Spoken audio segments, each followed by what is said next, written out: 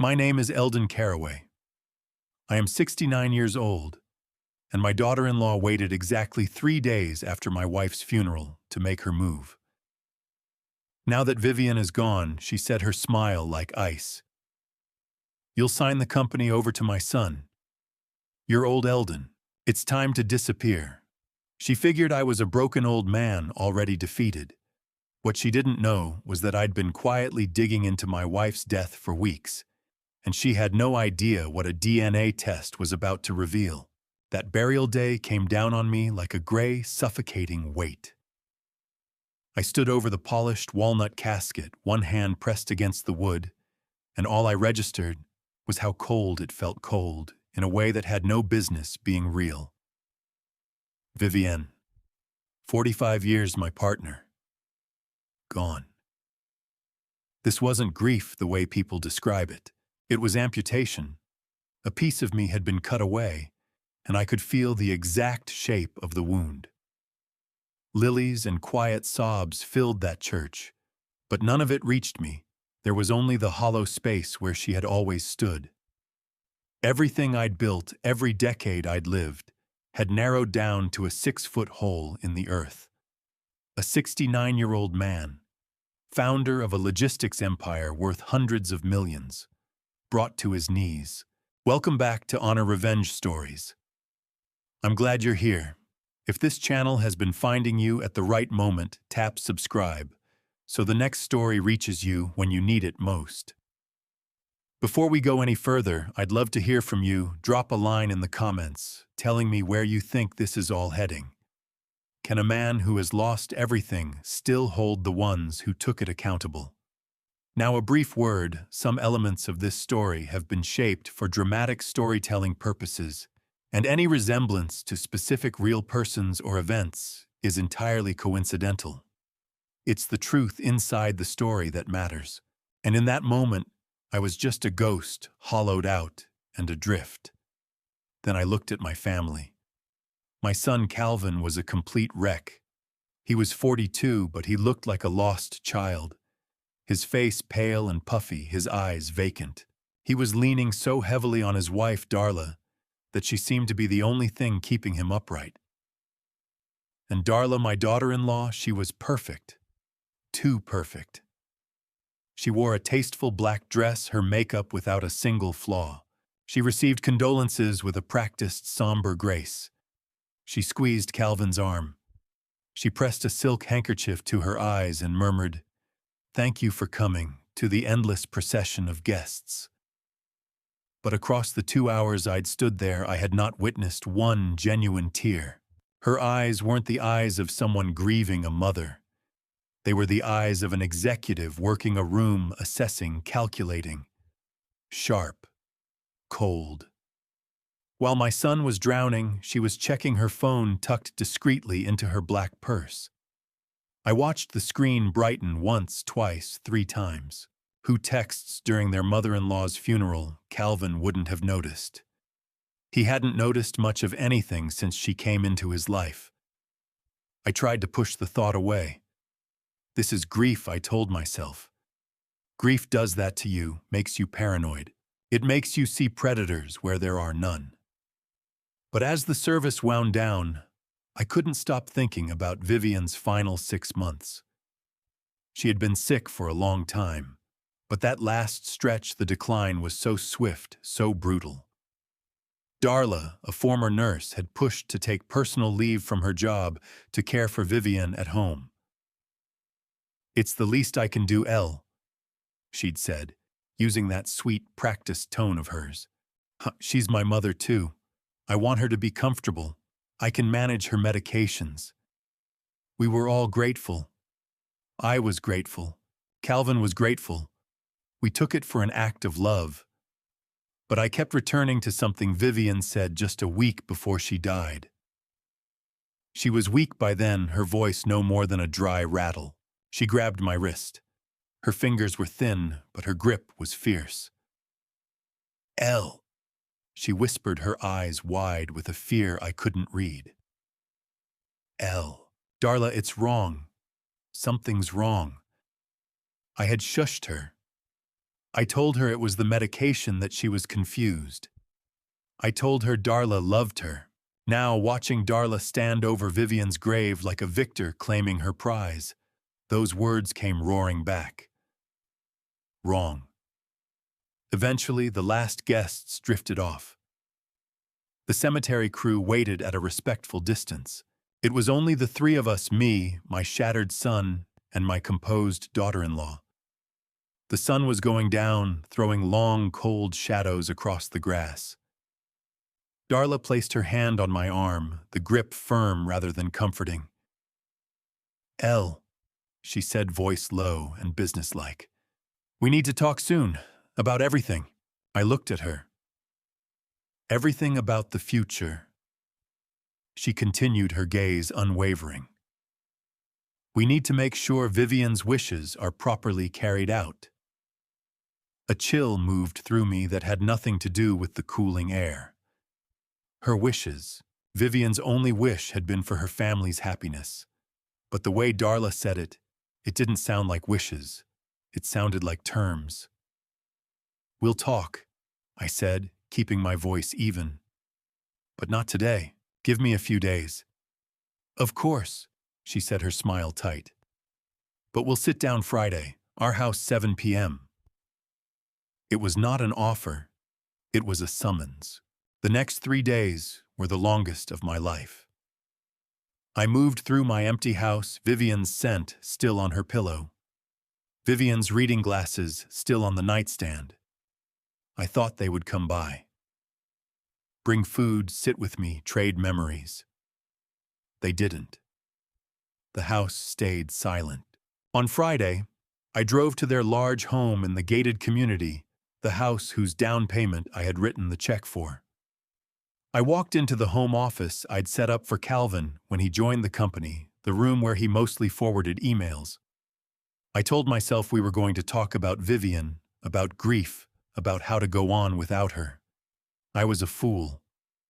Calvin and Darla were seated across my desk, as if conducting an intake interview. Calvin fidgeted with a pen.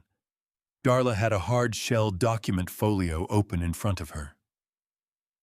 "Thank you for coming," Darla began. Calvin wouldn't look at me. "This is my house, Darla." I said, my voice flat with exhaustion. She moved past that without a pause. "We know this is hard. Calvin is devastated." She rested her hand over his. He flinched, then settled into her touch. "But we have to be practical. Vivian is gone. And you're 69. Running a multi-million-dollar corporation on your own, that's not something anyone can expect of you now." I stared at her. "I've been running it on my own since 1977. Vivian and I built it." "Exactly," she said, her tone going harder. "You built it. Past tense. Now it's time to step aside. You're getting older. You've been losing track of things. You missed that meeting with the logistics union last month. You called your CFO by the wrong name." I felt a spike of anger rise in my chest. The meeting was missed because Vivian had a crisis that night. I used my CFO's college nickname. She had been cataloging every small stumble. "What exactly are you proposing, Darla?" She leaned forward, the smile gone, her eyes like chips of pale ice. "Now that the old woman is no longer here to shield you, you're confused. You're slipping. It's time to hand the company to your heir. Sign it over." "My heir," I turned to Calvin. "Calvin is my heir." Darla let out a laugh, short, sharp, and ugly. "No, not Calvin. He's not built for it. We've made a decision. The company goes into Nate's name, our son, your grandson."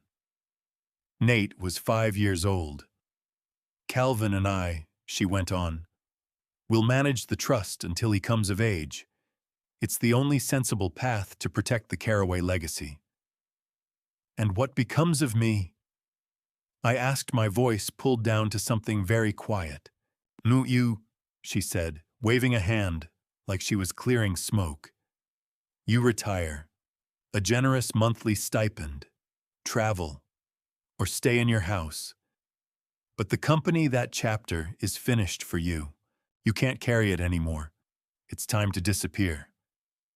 Put me on an allowance in my own company. It's what's best, she said evenly. Sign the papers willingly, or we'll have no choice but to compel you. A competency hearing, she said, tapping the folio. Calvin has been keeping a record, missed meetings, episodes of confusion, emotional instability. A judge would see things our way. Calvin would be named your legal guardian, and he, she pressed his hand gently, will act in the family's best interest. The air left my lungs.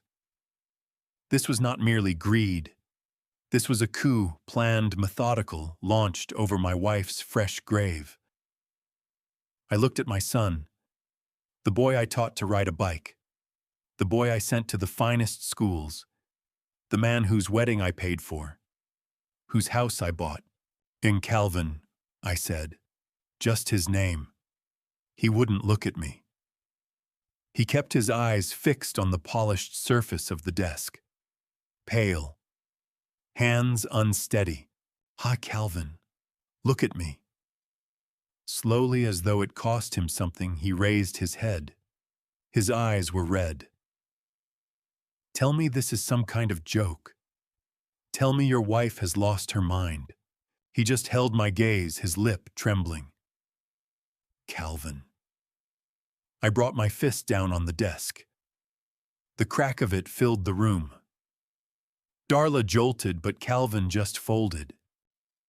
"Please, Dad."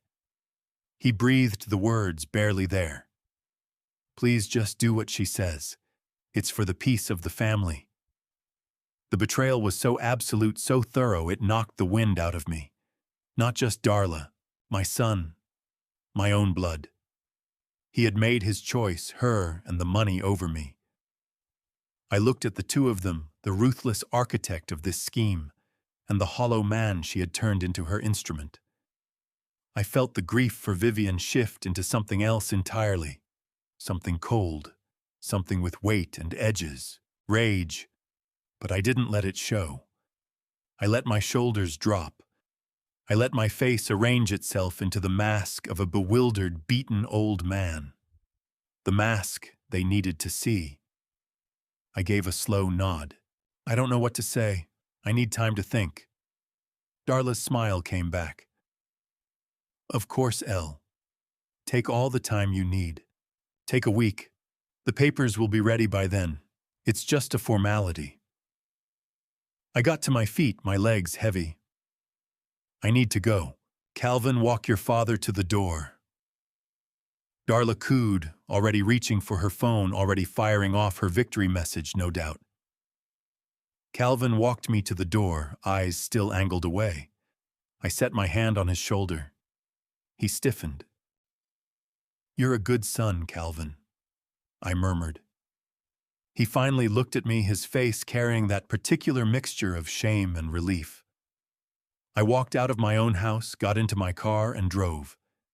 An hour of driving, anger and grief fighting each other for the wheel. They thought I was finished.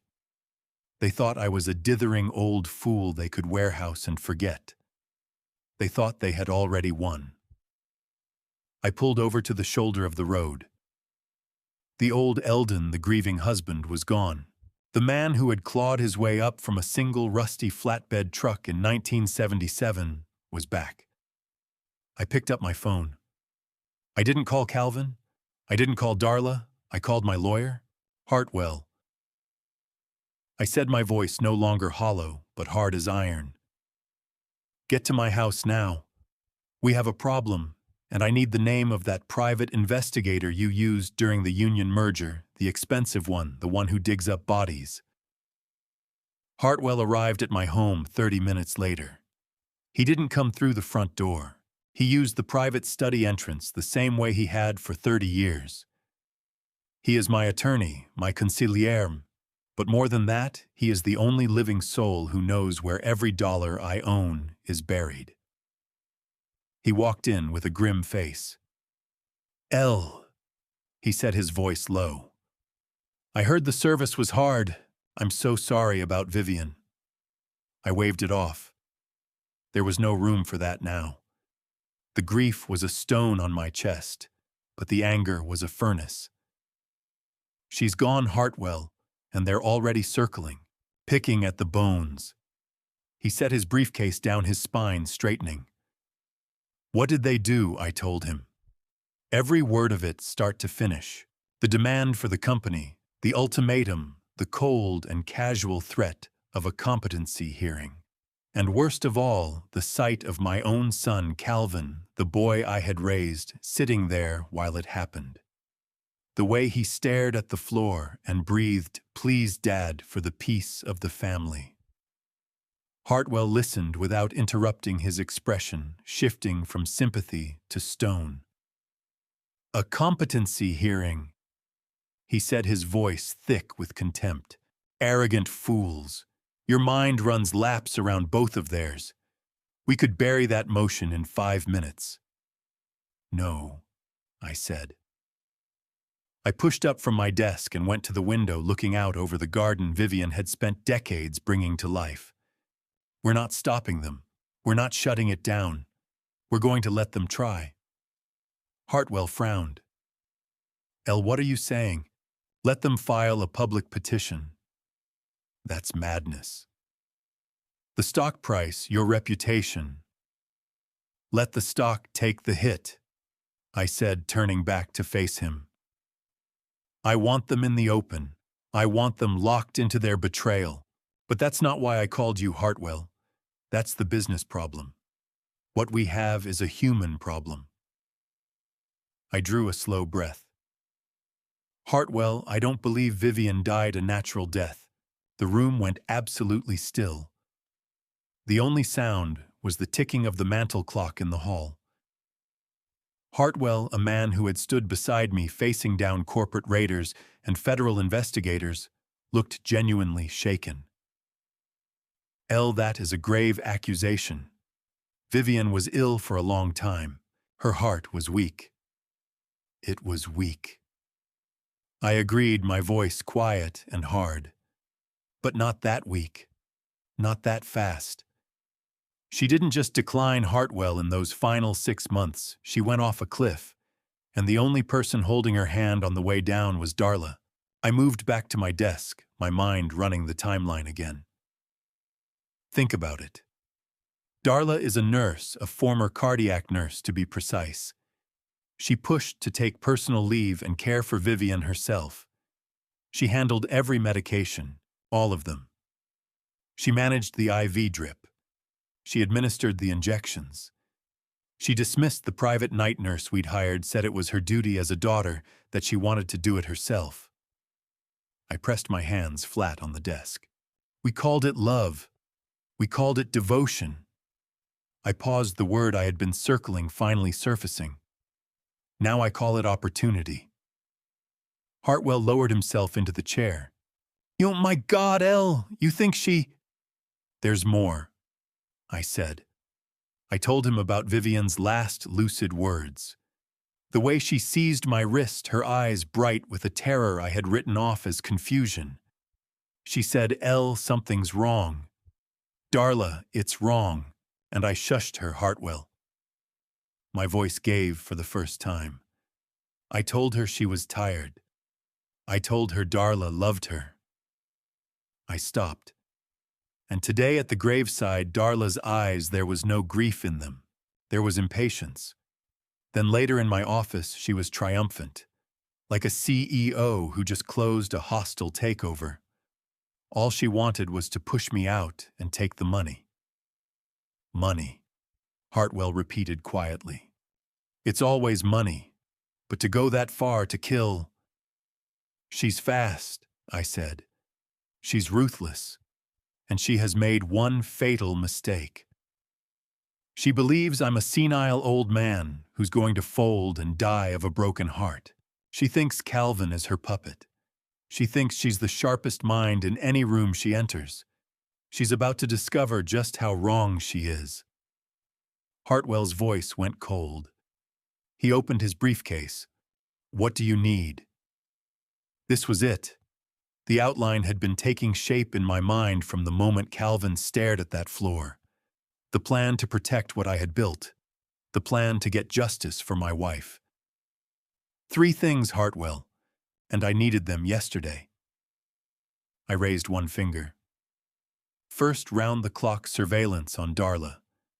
I want a private investigator on her so close she can smell his cologne. Where she goes. Who she meets. What she buys, who she's talking to. And above all, I want a complete dig into her finances. Every credit card, every hidden loan, every gambling debt. You think she's in debt? Hartwell asked, already writing. A woman that hungry for money, willing to cross lines like this, she's hiding something large. She's underwater. Find the hole she's trying to plug with my company. I raised a second finger. Second, and this one is harder. I want a DNA test on Nate. Hartwell's pen stopped moving. He looked up, jaw loose. L. He's your grandson, Calvin's son. You can't be serious. Can't I said. Look at Calvin. Really look at him, Hartwell. He's weak. He has been weak his entire life. He lets that woman bulldoze him, poison his relationship with his mother, and now orchestrate the theft of his father's legacy. He cannot say no. He has no backbone whatsoever. And that child, I said, nodding toward the silver-framed photo on my desk, it is not weak. I've always felt it. He doesn't look like us. He doesn't carry himself like us. There's a sharpness in that boy, a cunning that Calvin simply does not have. That's all her. I leaned in, dropping my voice. I have been funding Calvin's life since the day he was born. His college, his wedding, his house. But I will not surrender Vivian's legacy, the company she named, to a child who may not carry a single drop of our blood. I need to know. I need the truth. Hartwell looked shaken, but he gave a slow nod. He knew I wasn't guessing at random. It's delicate, L. We need a clean sample from the boy and from Calvin. It's a serious invasion of privacy. Then invade it, I said. The PI you're bringing on, have him pull a water bottle from the kids' preschool, a used spoon from a restaurant, a hairbrush from their house. I don't care how it gets done. Just get me that test. Calvin is easy. I'll take him to lunch. He'll leave his glass on the table. Get it done. Hartwell wrote it down, his pen loud in the dead silence of the room. All right, L. The third thing. I took a long breath. This was the one that cost the most to say. The one that, if I was right, meant the life I had known was already over. The hospital, I said. Vivian's medical records. She was in her final weeks at home, so the records will be thin. Hartwell cautioned. No, I said. Vivian was admitted for observation 2 weeks before she died. They ran a full panel. They drew blood. Labs hold those samples for 30 days. I held his gaze. I want a full independent toxicology report run on that blood. I want to know precisely what was in her system when she died. I pointed to an empty tea mug on the desk one Darla had brought me just last week, pressing me to drink her special blend for my nerves. She was a cardiac nurse, Hartwell. She knows exactly which drugs can mimic a natural heart attack. She knows which compounds accumulate quietly over time.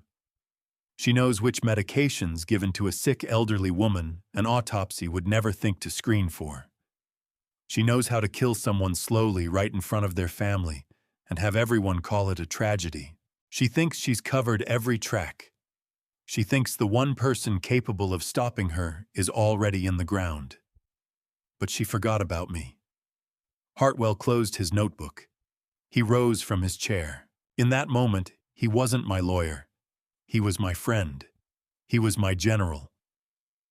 She's not just trying to take your company, L. He said, his voice quiet. She's trying to erase your entire existence, your wife, your son, your legacy. I know, I said, and I'm going to let her keep trying. For one more week, I'm going to play the senile, grieving old man she's cast me as. I'm going to walk her right into the trap. While you play defense, I'll build the offense, Hartwell said. I'll make the calls. The PI will be on her by morning. The DNA lab order will be expedited, and the toxicology report, I know the right people at that hospital. I'll secure the sample. He moved toward the study door, then stopped, hand on the knob. Elle, he said, turning back. Be careful. You're living under the same roof as a snake. And now you're accusing her of murder. I smiled. The first genuine smile I'd felt in months. Cold, hard, and loaded with purpose. No, Hartwell. She's in a cage with a lion. She just doesn't know it yet. I walked into the headquarters of Caraway Premier Logistics the following Monday. My company. My name chiseled into polished granite above the entrance. The lobby, ordinarily humming with the organized chaos of 1,000 moving parts, went quiet when I stepped through the doors. People glanced at me, then quickly looked away. They saw a grieving widower. They saw the boss who had just buried his wife. They did not see a man preparing for war. Good morning, Mr. Caraway. My executive assistant murmured, her eyes brimming with that awful watery pity. Are you sure you should be in today? I brushed her off, letting a slight tremor creep into my hand. Nonsense, Delia. Work is what keeps the mind sharp. Or so I performed. I walked into the 10 o'clock strategy meeting. My senior staff, men and women who had been alongside me for decades, who had eaten at my table, who had watched Calvin grow up, rose to their feet when I entered. Sit, I mumbled, easing into my chair at the head of the table with the careful movements of an old man. Hank, my chief financial officer, a man I had known since he was a 19-year-old intern, launched into the presentation on the new West Coast distribution deal. Freight tonnage, fuel cost projections. I let him talk for 5 minutes. Then I raised my hand. Robert, I said. Hank froze. The whole room froze. It's Hank L., he said gently, as though speaking to someone fragile. I blinked, feigning confusion. What? Oh, right, Hank. Yes. Now this contract. I lifted the multi-million-dollar document and squinted at it. This is for the new client in Seattle. Hank looked pained. L., this is the Charlotte deal. We closed the Seattle contract last quarter. We talked about it at length. Right, I said, pressing my fingers to my temples. So many details. My mind, it's just so foggy since Vivian. I let the words dissolve into silence. I looked at the document again. Are you certain this isn't the catering invoice for the funeral? It looks complicated. Dead silence. I watched my most loyal team. I caught the looks passing between them, pure, unfiltered terror. Not for me, for the company, for their own futures. The rumor was already taking root. I could almost hear it. L is losing it. He's done. He just confused a multi-million-dollar contract with a catering invoice. The old man is finished. It had to be done. Darla's people were scattered throughout that building. The narrative had to be convincing. She needed to believe I was slipping. She needed to feel comfortable. That evening, they came to my house, Calvin and Darla. No call ahead. They used Calvin's key. I was in my study pretending to read a financial report I had deliberately placed upside down when they simply appeared in the doorway. Darla said, her voice dipped in syrup she hadn't earned. You look exhausted. Calvin told me what happened in the meeting today. You're pushing far too hard. You shouldn't even be going into the office. Calvin, my son. My boy stood just behind her like a well-dressed shadow, nodding on cue. She's right, Dad. You should be resting. We can take care of things at the office for a while. Take care of what? I muttered, looking up slowly. Just the day-to-day, the papers. Elle, Darla said, gliding into the room. She placed her cold hand on my shoulder. It felt like a spider landing. You just sit. I brought you something. I know how much stress you've been carrying. She moved into my kitchen. My kitchen. Vivian's kitchen. I heard the tap, the clink of a mug, the kettle climbing to a whistle. Calvin sat in the chair across from me, his eyes finding every corner of the room except my face. She's just worried, Dad. We all are. I know, son, I said, keeping my voice thin and tired. She's a good wife. So good to me. The lie tasted like ash. Darla came back carrying the heavy stoneware mug Vivian had given me 20 Christmases ago. It was steaming. I made you my special herbal tea, she said, her smile wide and bright. An old family recipe for memory, for relaxation. You really need to let yourself rest, Elle. She held out the mug. I looked down at the dark liquid. It smelled unusual, earthy, with a faint, bitter thread woven beneath the lavender. Was this it? Was this the next move? Was she poisoning me the same way she had poisoned my wife? Or was this simply another exercise of control? It didn't matter. The performance was all that mattered now. I accepted the mug with a trembling hand, letting my fingers shake just enough to be believed. Thank you, Darla. You are so good to me. Far better than I deserve. I brought the mug to my lips. I watched her eyes fixed on my mouth, waiting. I faked a small sip, then broke into a violent, rattling cough. Oh! I wheezed, sloshing a little onto my shirt. Oh dear, so sorry, so clumsy. I need a napkin, Darla exhaled, and for just a flash annoyance crossed her face before she pressed it back under concern. Of course, Elle, you're a mess. I'll get one. The moment she turned toward the kitchen, my hand was as steady as forged iron. In one swift, silent move, I upended the entire contents of the mug into the soil of the potted snake plant Vivian had kept by my armchair for a decade. The dark liquid hissed softly into the earth and vanished. I set the empty mug back onto the saucer just as she returned with a damp cloth. Here, she said, dabbing at my chin like I was a toddler. I patted my lips. Ah, thank you, dear. Strong stuff, but I feel warmer already. I sank back into the chair, eyes drifting shut, my breathing going slow and deep, the portrait of a man worn to nothing. Beneath my eyelashes, I kept watching. She picked up the empty mug, tipped it, confirmed it was drained. And then I saw it, the expression I had been waiting for. Not just satisfaction, triumph, a small, tight, victorious smile. She believed I had drunk it.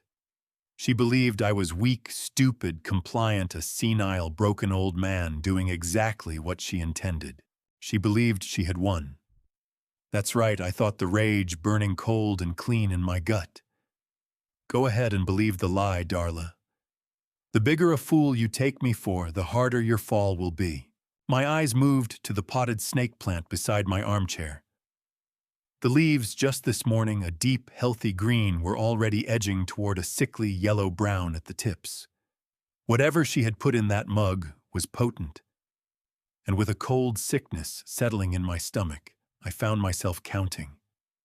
How many cups of that had it taken to weaken Vivian's strong heart? How many times had I watched my wife drink from that very mug while Darla stood by smiling, calling her mom? My phone buzzed. Not my main phone, my private line, the one only Hartwell had the number for. I checked the hall. Calvin and Darla had gone an hour ago. No doubt satisfied the old man was medicated, docile, and fading. I stepped into my study, the one room in this house that was truly mine, and turned the lock. I picked up the phone. Talk to me. Hartwell's voice was measured and professional, but there was a live current running beneath it. El, the private investigator, is good. He's been on her for 72 hours, and it's worse than we thought. I sank into the old wingback chair Vivian had bought me with my first big bonus back when we thought we were kings. Worse how Hartwell don't soften it. Give it to me straight. Right, Hartwell said. First, your daughter-in-law is a prolific liar. She told Calvin she was headed to a grief yoga session and a spa day today. And she wasn't, I asked, though I already had my answer. Oh, she went to a spa, all right. Hartwell's voice was dripping acid. The spa and casino at the Regent Grand Hotel. The High Rollers Lounge L. The one that requires a $100,000 credit line just to walk through the door. A cold knot pulled tight in my gut. Vivian and I had built an empire, but we never lived like one. Same house for 40 years. The Regent Grand was for people with new money and something to prove. She's a gambler, I said quietly, not a question. She's not just a gambler, Elle. She's a desperate one. The PI pulled her financials. You were right, she's drowning. And it doesn't stop at the $150,000 you suspected. Those are just the credit cards we can see. She has private markers with some very unsavory people. Total debt closer to $300,000. 300,000. The number floated there. I did the arithmetic. That was nearly the exact sum Calvin had supposedly lost on that bad housing investment. The previous year, an investment Darla had pushed hard for insisted on an investment I had quietly covered, believing he'd simply been naive. I hadn't bailed out my son. I had been paying off his wife's gambling debts.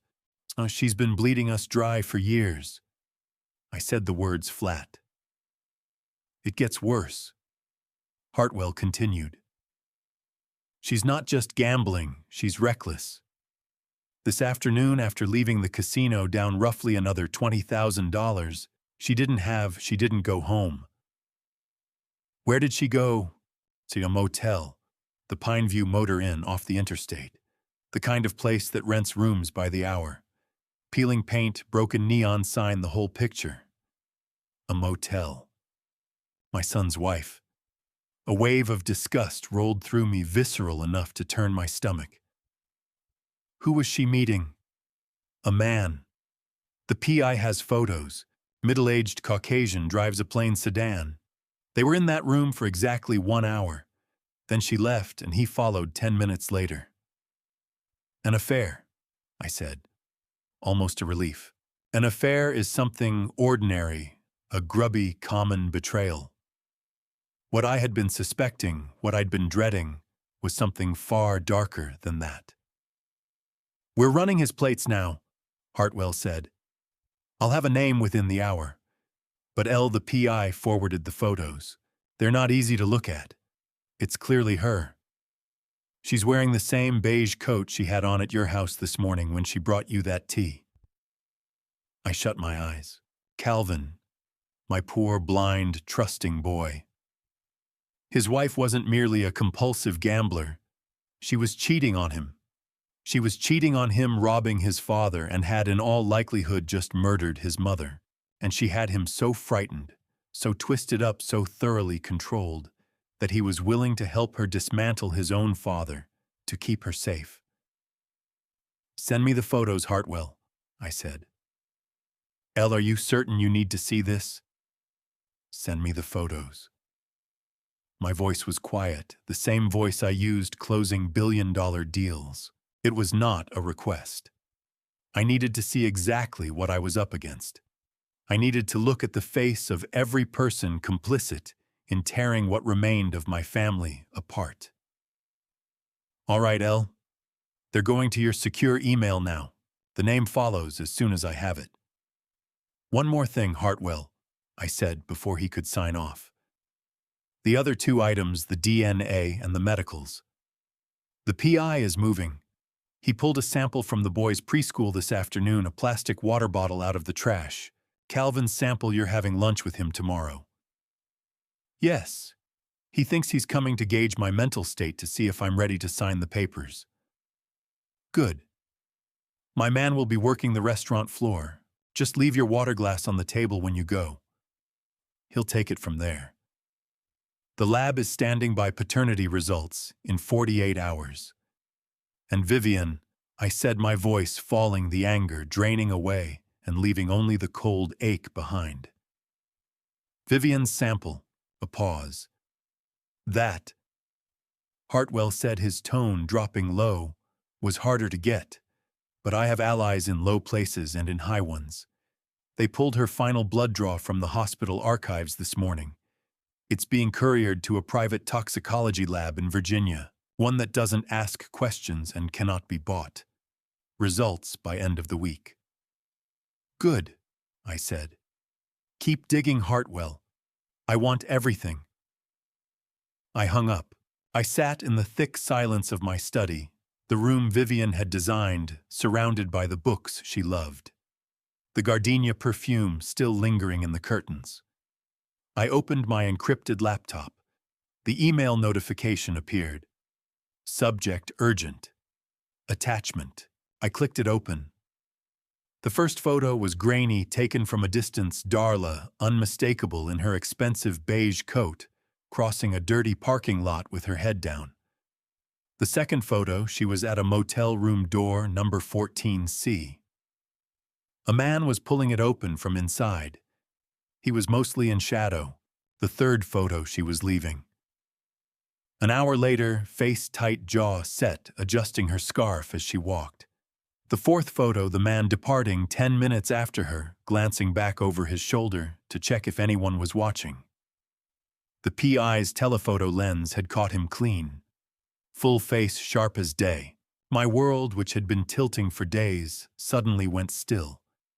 It wasn't the affair that stopped me cold. I didn't care about the affair.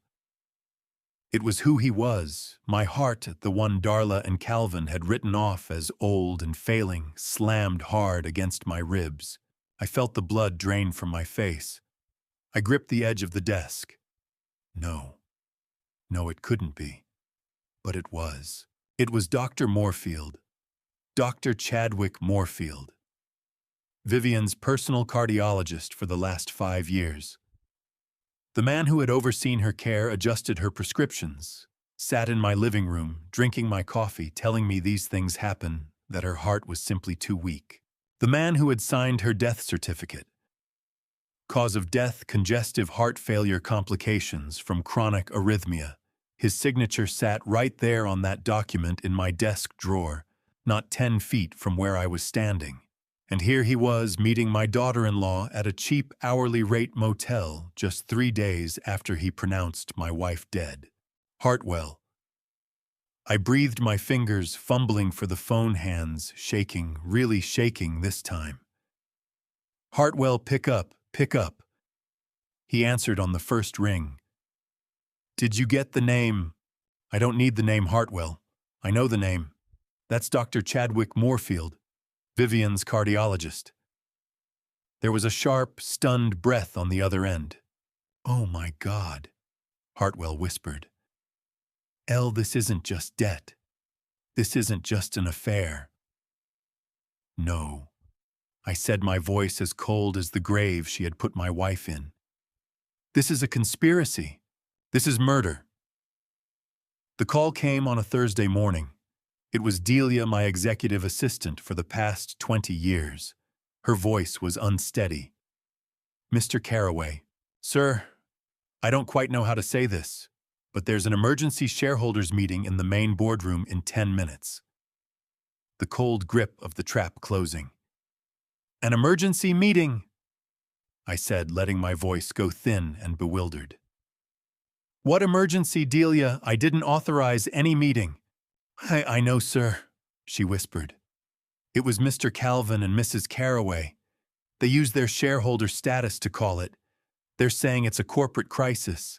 Everyone is already in there, sir, the VPs, the minority shareholders, everyone. Thank you, Delia, I said, and hung up. I rose slowly to my feet. This was it. This was the move. Darla was done being patient. I walked the long corridor that Vivian had lined with artwork from local Charlotte artists. Every step rang on the polished floor. I didn't straighten my tie. I didn't square my shoulders. I moved like a 69-year-old man who had just buried his wife and was now stumbling into an ambush, feet shuffling, shoulders rounded. The performance had to be perfect. When I pushed through those heavy oak doors, the silence hit me like a wall, total and immediate. The boardroom was packed. All 20 seats filled my entire senior staff, the 4 minority shareholders I had brought in during the 90s. And there, at the head of the table, sitting in my chair, the tall leather one Vivian had given me when we crossed 100 million, sat Darla. Sharp gray power suit every inch of her deliberate. Beside her, pale and hollow-eyed with dread, sat my son Calvin. "Eldon," Darla said, not Cha. The pretense had been stripped away. "Thank you for joining us. Please take a seat." She gestured toward an open chair along the side. I shuffled in manufacturing bewilderment. "Darla, Calvin. What's going on here?" Delia said it was an emergency. Darla smiled. All teeth. No warmth. "It is Eldon. A leadership emergency. Thank you all for being here on such short notice." She rose from her seat, radiating the kind of confidence that comes from a woman who believes she's already won. "As everyone here knows, we have just endured a devastating loss. Vivian Caraway was the soul of this company, and her passing has left a wound that won't close easily." She let that manufactured grief linger in the air like smoke. I studied the faces around that table. My people, Hank, my CFO, Lorena, my head of logistics. Not one of them would hold my gaze. They'd been gotten to. Darla pressed on. "In the shadow of this tragedy, we have an obligation to be clear-eyed. We must protect the legacy that Eldon and Vivian built together. A legacy that is now in jeopardy." I played my part. "In jeopardy? What are you talking about?" "Our numbers have never been stronger." "The numbers aren't the issue, Eldon," she said, her voice slicked with that manufactured pity. "The issue is you." A sharp collective breath drained the oxygen from the room. "We love you, Eldon," she continued, one hand pressed to her chest. "But you are not well." She lifted a remote. The large screen behind her, the one I used for projecting global freight routes, flickered to life. "Exhibit A," she announced. My own face stared back at me. Security footage from the lobby 2 days prior. I was standing there looking adrift exactly as I'd performed for Delia. Confused. Old.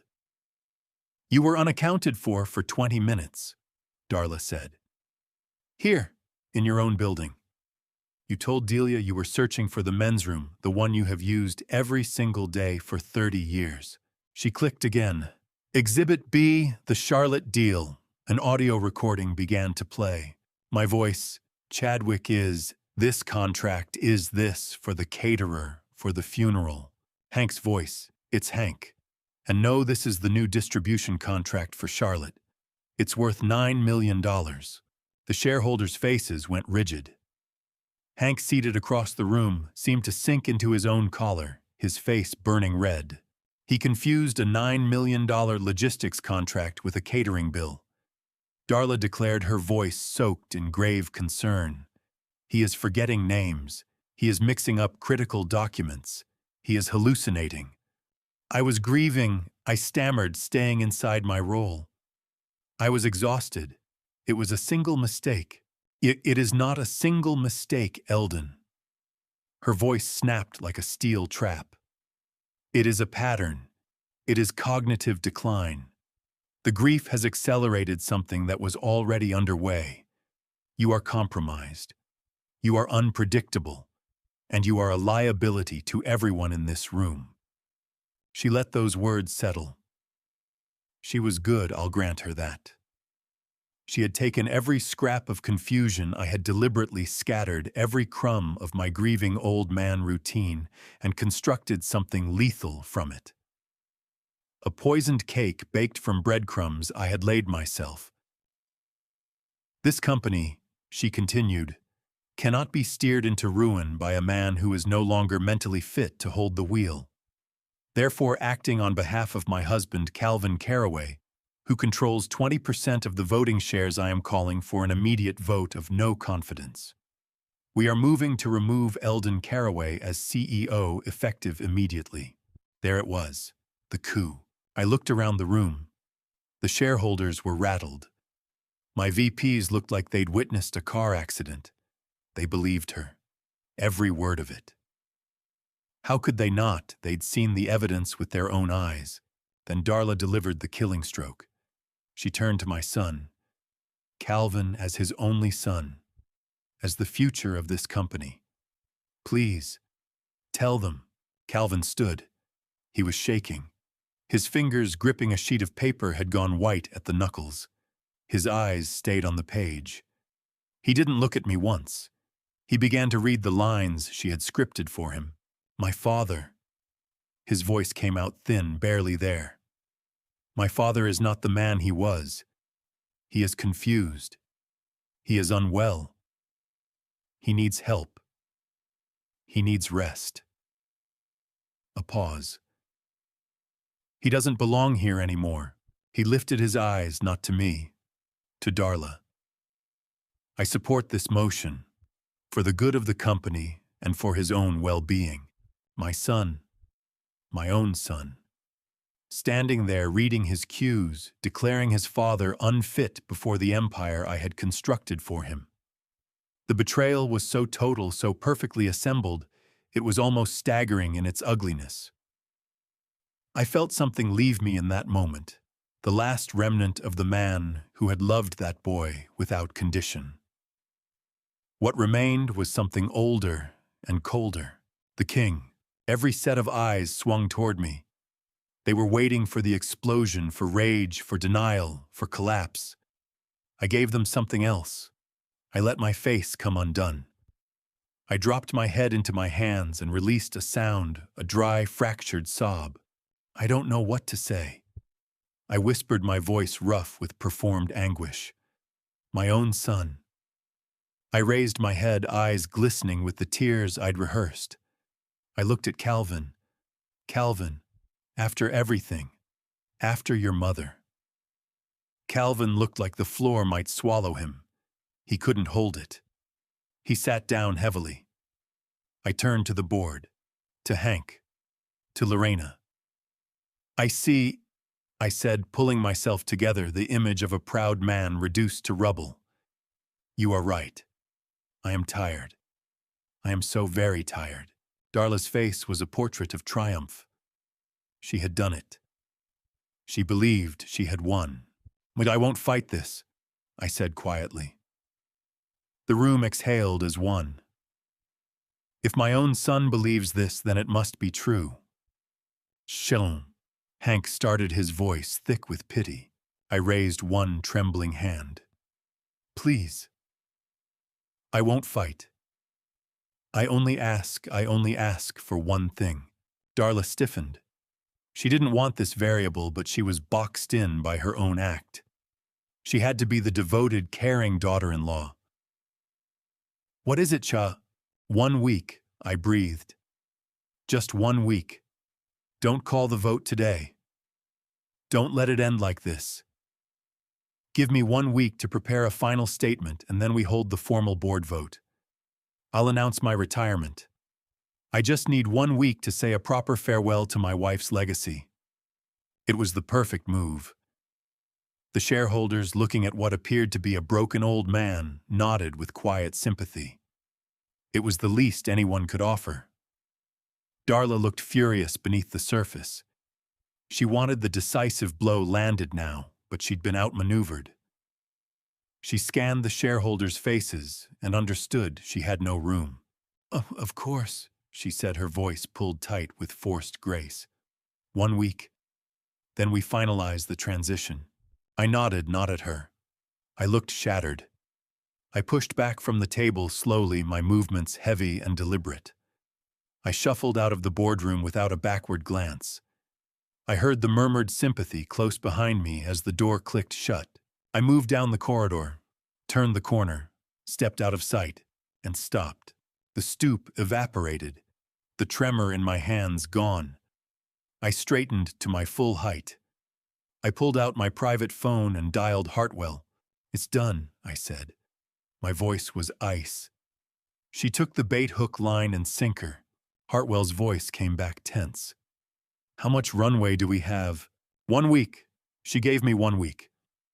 "That's not enough for the full audit report out of Virginia," he said. I don't need it to be," I replied, already moving toward the elevator. "It's more than enough for the DNA results. Call the lab. Tell them I'll pay double. I want that paternity test on my desk by Monday." 1 week. She thought she was handing me 7 days to grieve. I was giving her 7 days to walk free. Calvin's words had struck the room like something physical.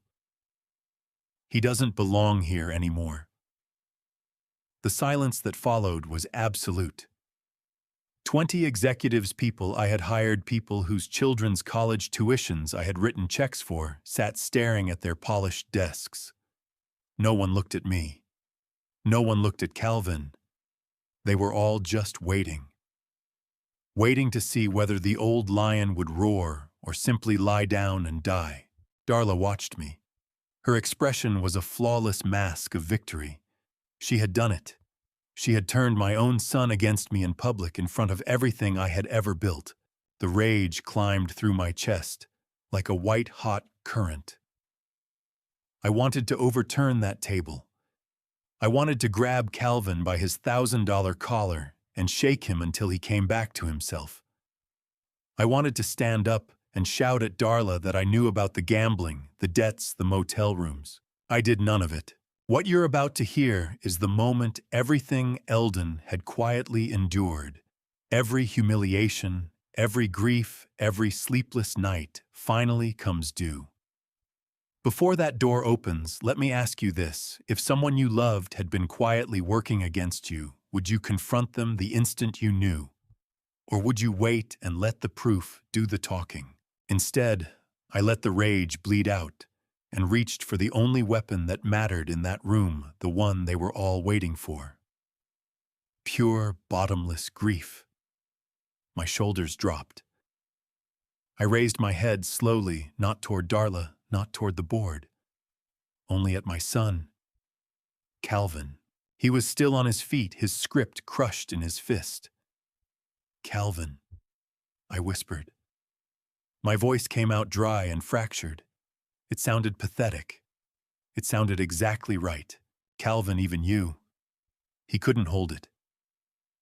His eyes slid away from mine, his face ashen, swimming in the shame he had earned every drop of. I never thought I let my voice splinter. I pressed my head into my hands, fingers working my temples, trembling. My own son. My boy. I let the sound come, a dry, shuddering sob. The sound of a man who had buried his wife and was now in the same breath losing his child. The pity in that room was so dense I could have choked on it. I heard Hank, my CFO, clear his throat with visible discomfort. Lorena, my head of logistics, let out a tiny, sharp exhale. What they were watching wasn't a boardroom coup. It was a public execution of a father by his own child. Darla the snake spotted her moment. "Eldon, please," she said, her voice slathered in that hollow, sickening warmth. "We are doing this for you. You're unwell. You're in grief. You're not thinking clearly. This is an act of love." "Love," I repeated. I lifted my head and made certain my eyes were glistening. I swept my gaze across the table, across these people who had known me for 30 years. "You see this, my loving family?" I turned my ravaged expression back to Calvin. "He's right. I said to the room, my voice dropping to a broken mumble. My son. He's right. Darla's eyes went wide. She hadn't expected me to fold this quickly. She'd been bracing for a roar, a fight. She had no plan for a collapse. I am tired, I said, letting my gaze fall to the table. I am so tired. My Vivian, she's gone. And now this. I drew in a long, shuddering breath. You are right. All of you. I raised my hands and let them shake. Look at me. I can't even read the contracts anymore. Chadwick, Hank, Charlotte, it's all just noise. I looked at Darla. You win. This isn't about winning, Cha, she said. But that smile was blazing so bright with victory, it could have lit the room. I will not fight this, I said quietly. The room exhaled a long collective release of held breath. I won't. If my own son believes this, then it must be true. I am not well. Hank started to say something. Eldon, maybe just a leave of absence. I raised my hand, the trembling old man. Please, Hank. It's done. I looked at Darla. Her face was pure, unadulterated triumph. She had me. She had the company. She had all of it. Why, I will not fight, I said again. I only ask for one thing. Darla's eyes narrowed. The triumphant smile faltered at the edges. She tensed. She didn't want complications, but she was locked inside her own performance. She had no choice but to play the devoted, caring daughter-in-law. What is it, Cha? Her voice came out tight. 1 week. I breathed. Just 1 week. Don't call the vote now. I swept my eyes across the shareholders, pleading, please don't humiliate me. Don't let the company history read removed for incompetence. Not while Vivian's flowers are still fresh on her grave. I caught Lorena flinch. I had them. Give me 1 week, I begged. Let me put together a statement, a final statement. We hold the official board vote then. Next Friday, I will announce my retirement. I will endorse Calvin. I just need 1 week to say goodbye to my wife's legacy. Please, it was a masterpiece. A broken old man on his knees for his dignity. Who refuses that? The shareholders nodded at once. Of course, one of them said. It's the least we can do. Darla was seething. I could see the muscle twitching in her jaw. She wanted the kill right now. She wanted my signature in her hand tonight. 1 week was not in her plans, but she'd been outmaneuvered.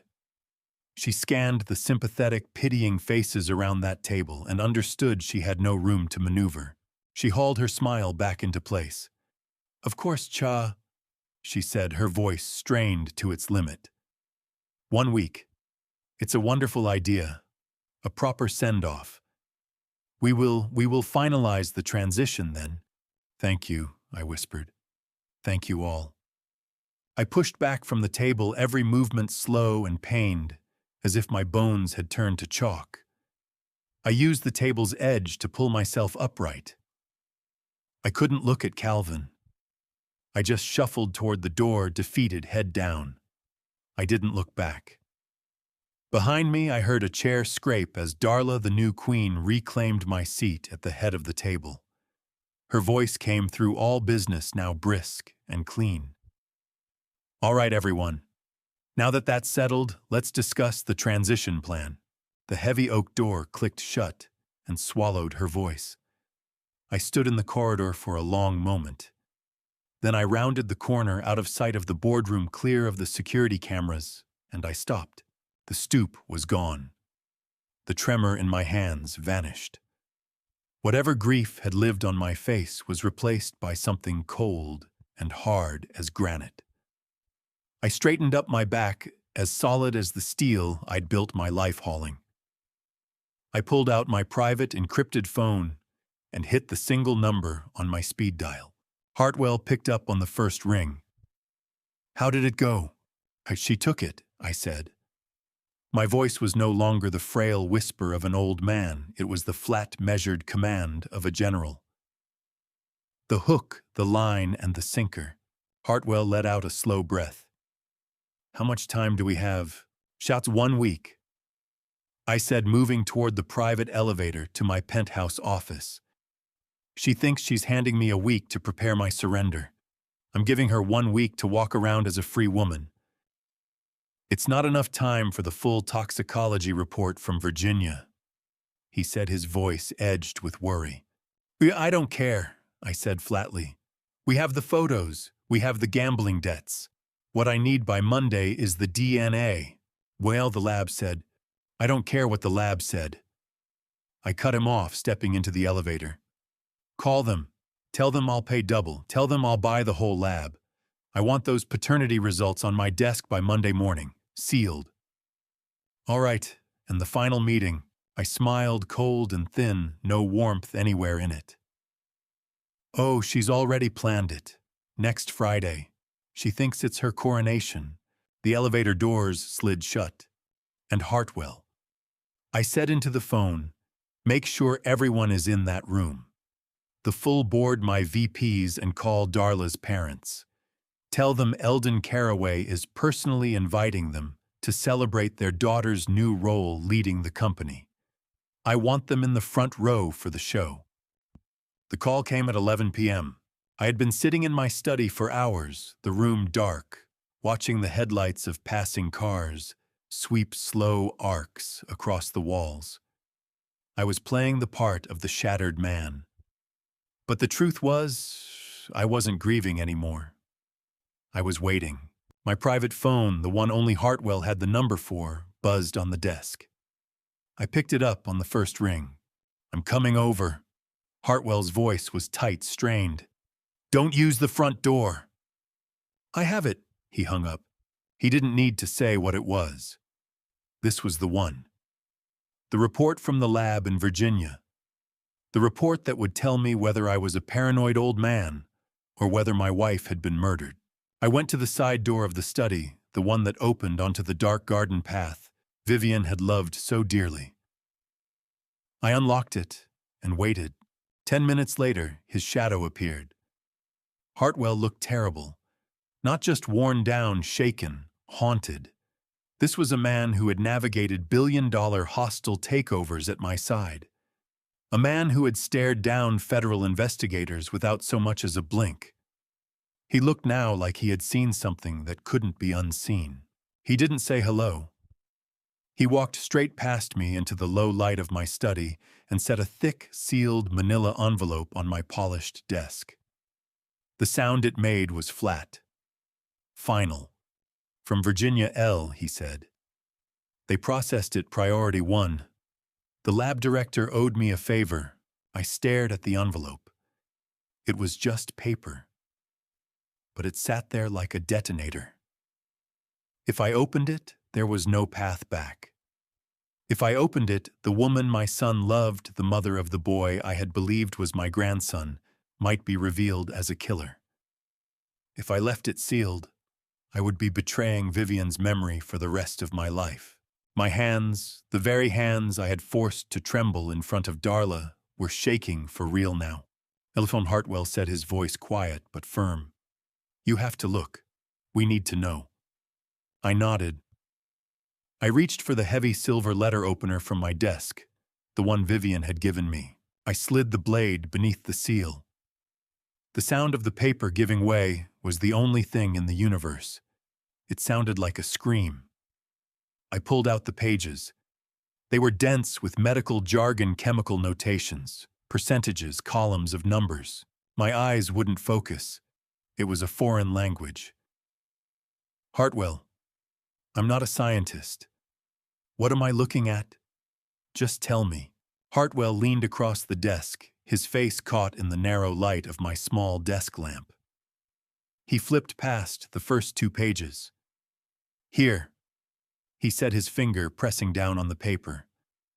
Page 3, section 5. Cardiac glycosides. I read the word digoxin. I knew the name. A heart medication. A powerful one. My mind jumped back to a conversation with Dr. Moorfield. Vivian had a weak heart. Yes, but she wasn't on digoxin. She wasn't prescribed it. I whispered, looking up at Hartwell. Moorfield had her on a beta blocker and an ACE inhibitor. I know the names. I picked up those prescriptions myself. It was never digoxin. L. Hartwell said, his voice flat and dead. That's the point. Now look at the levels. His finger traced across to a number at the end of the line. 5.2 nanograms per milliliter. I looked up. What does that mean, Hartwell? What does that number tell us? Hartwell closed his eyes for just a moment, like a man steadying himself before delivering a blow. It means, he said, his voice like gravel scraping stone, that the normal therapeutic range for a heart patient is between 0.8 and 2.0. Physicians get concerned when it climbs past 2.5. Anything above 3 is considered highly toxic. Anything above 4 is catastrophic. He paused. A kill dose. Then he said the words that would reorder everything. She had 5.2 in her system L, 5 times the safe limit. The room shifted under me. I grabbed the edge of the desk. 5 times. This wasn't an accident. It wasn't a miscalculation. It was a flood. It wouldn't have been immediate. Hartwell continued, his voice dropping to something quiet and surgical. It would have been gradual. Nausea, confusion, dizziness, blurred vision, weakness. The cold moved through my blood like a current. All the things, I whispered, the horror climbing into my throat. All the things we thought were just the illness getting worse. All the things Darla kept reporting back to us. I could hear her voice as if she were standing right there in that room. Oh, Vivian's having a rough day. She's so confused, she doesn't know where she is. She's so nauseous. Poor darling. I'll give her something for it. She's just so weak, Elle. I think it's nearly the end. She wasn't declining.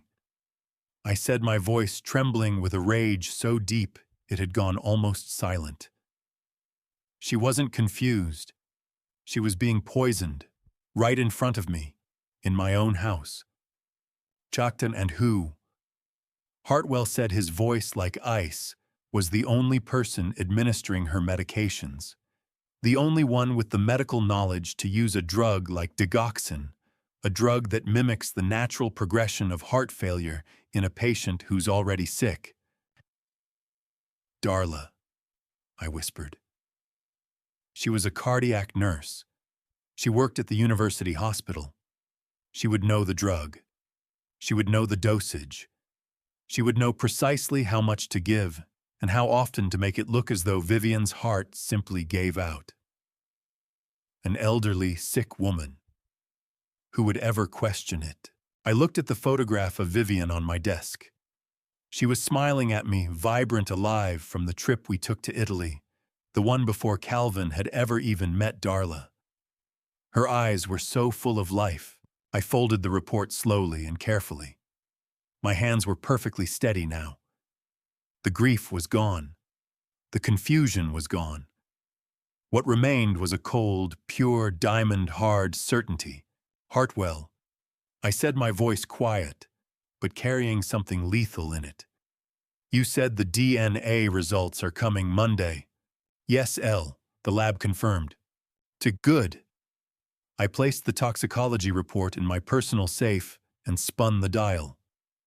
Because this isn't a competency hearing anymore. This isn't a corporate takeover. I locked the safe, the heavy bolt thudding home in the silence. I turned to face my friend. This is murder. Oh, it was Monday. The day after the toxicology report. The day after I confirmed my wife had been murdered. I spent the morning at lunch with Calvin. It was the most nauseating meal of my life. I sat across from him, playing the role of the bewildered, grieving father, accidentally tipping my water glass, forgetting his wife's name, letting my hand tremble as I lifted my iced tea. And Calvin watched me. He watched me the entire time, his face arranged into a mask of hollow sympathy, his impatience barely tucked beneath the surface. He thinks I'm finished. He thinks I'm a ripe fruit ready to fall. I left the restaurant first, leaving my water glass and my napkin on the table. Calvin picked up the bill like a man who'd already inherited. In my rearview mirror, I watched Hartwell's man dressed as a busboy move in to clear the table. Now I am in my study, waiting. The silence is suffocating. Every tick of the mantel clock in the hall lands like a hammer strike. I stare at the photograph on my desk. Me, Vivian, Calvin, and the boy Nate at his 5th birthday party. We look happy. We look like a family. What a magnificent poisonous lie. Hartwell comes in without knocking. He doesn't look haunted the way he did last night. He looks grim, face set, jaw fixed, the expression of a man walking into a funeral he helped arrange. In his hand, a single standard-sized clinical envelope. "The lab just sent the courier," he says. His voice is flat. I look at the envelope. It's so thin. The toxicology report had been thick pages and pages of data. This is one sheet of paper. One sheet that will either preserve my last remaining hope or cut the final thread connecting me to the man I raised. They got both samples. I ask, my voice a dry rasp. They did. The water glass from the restaurant was clean. The plastic bottle from the boys' preschool was clean. They expedited the comparison just as you asked. The results are in that envelope. I stare at it. This is harder than the toxicology report. Last night, that report confirmed what I suspected. It gave my rage a name. But this envelope, this could erase my son. I think about Calvin, my weak, foolish, spineless son. The one shred of humanity I believed he still had was his fierce, almost desperate love for that little boy. He adores him. I've watched him on his hands and knees pushing toy trucks across the floor. I've seen him hoist Nate onto his shoulders, his face lit with a pride I've never once seen him show for anything else. He's not just a puppet. He's a deluded puppet. He's betraying his father. He's betraying his mother's memory. And he's doing all of it because he believes he's protecting his own son's inheritance. He thinks he's fighting for his child. The sheer depth of Darla's betrayal, the cold, demonic calculation behind it, steals the breath from my lungs. She didn't just manipulate him with ambition and desire. She built his entire world, his one true source of pride, on a foundation of pure sand. She gave him a counterfeit son to secure a very real fortune. My hands are shaking. This time it isn't a performance. "Open it, Hartwell," I whisper. I don't think I can. Hartwell, my friend. My bedrock doesn't hesitate. He reaches for the heavy silver letter opener from my desk, the one Vivian had given me. He slits the envelope. The sound is sharp, violent against the stillness of the room. He draws out the single sheet of paper. I watch his face. Hartwell has the finest poker face in the state. I've seen him stare down federal judges and corporate raiders without flinching, but I know his tells. I see the small muscle in his jaw clench just once. I see his eyes, for the briefest fraction of a second, go wide. Not in shock. In disgust. He closes his eyes. He takes a long, slow breath. Then he looks up at me, and his face carries a pain that mirrors everything I feel. "Well," he begins, his voice gentle. "Just read the damn paper, Hartwell." I snap. He nods. He looks down. His voice comes out flat. Clinical. Paternity Analysis Report. Case File 44B91. Subject A, Calvin Caraway. Subject B, Nate Caraway. He pauses. He looks at the bottom line. I can read it even upside down, a long row of technical data. And then at the end, 2 words. Hartwell reads them aloud. Probability of paternity 0%. The words just hang there in the air. 0%. Not unlikely. Not inconclusive. 0. I feel nothing. A strange, cold, terrifying stillness. The grief for Vivian, the rage at Calvin, the horror of the murder, it all compresses, collapsing inward, until it becomes a single, hard, perfect point of ice at the center of my chest. All of it, a lie. I think of Calvin in the hospital the day Nate was born. He was weeping, holding that tiny baby in his arms. He looked over at me, his face blazing with something I hadn't seen from him in years. "Look, Dad," he said. "A Caraway. Another Caraway man. My son, the pride, the joy. Every bit of it a grotesque, humiliating farce. Who?" I whisper. The word is barely a breath. "Does it matter?" Hartwell asks quietly. "It matters," I say. "Who is the father?" "We don't know," Hartwell says. The test only compares Calvin to the boy. It doesn't identify the biological father. Hell, my God. She passed another man's child off as Calvin's, as yours, as the heir to the Caraway fortune. I start to laugh. It's a horrible sound, a dry, rasping bark that bounces off the walls of the study. She didn't just murder my wife, Hartwell. I say it as the laughter curdles into something else, something terrifying. She murdered my son. She murdered my bloodline. She stole everything. Calvin, my foolish, pathetic boy. He isn't just a traitor in this story. He's the biggest fool in it. He's not an accomplice. He's the mark. He's the victim. He is betraying his father. He is desecrating his mother's memory. All for a child that carries none of his blood. All for a woman who is playing him and her lover and me simultaneously without breaking a sweat. The coldness in my chest hardens. It is no longer ice. It is steel. The rage gone. The grief gone.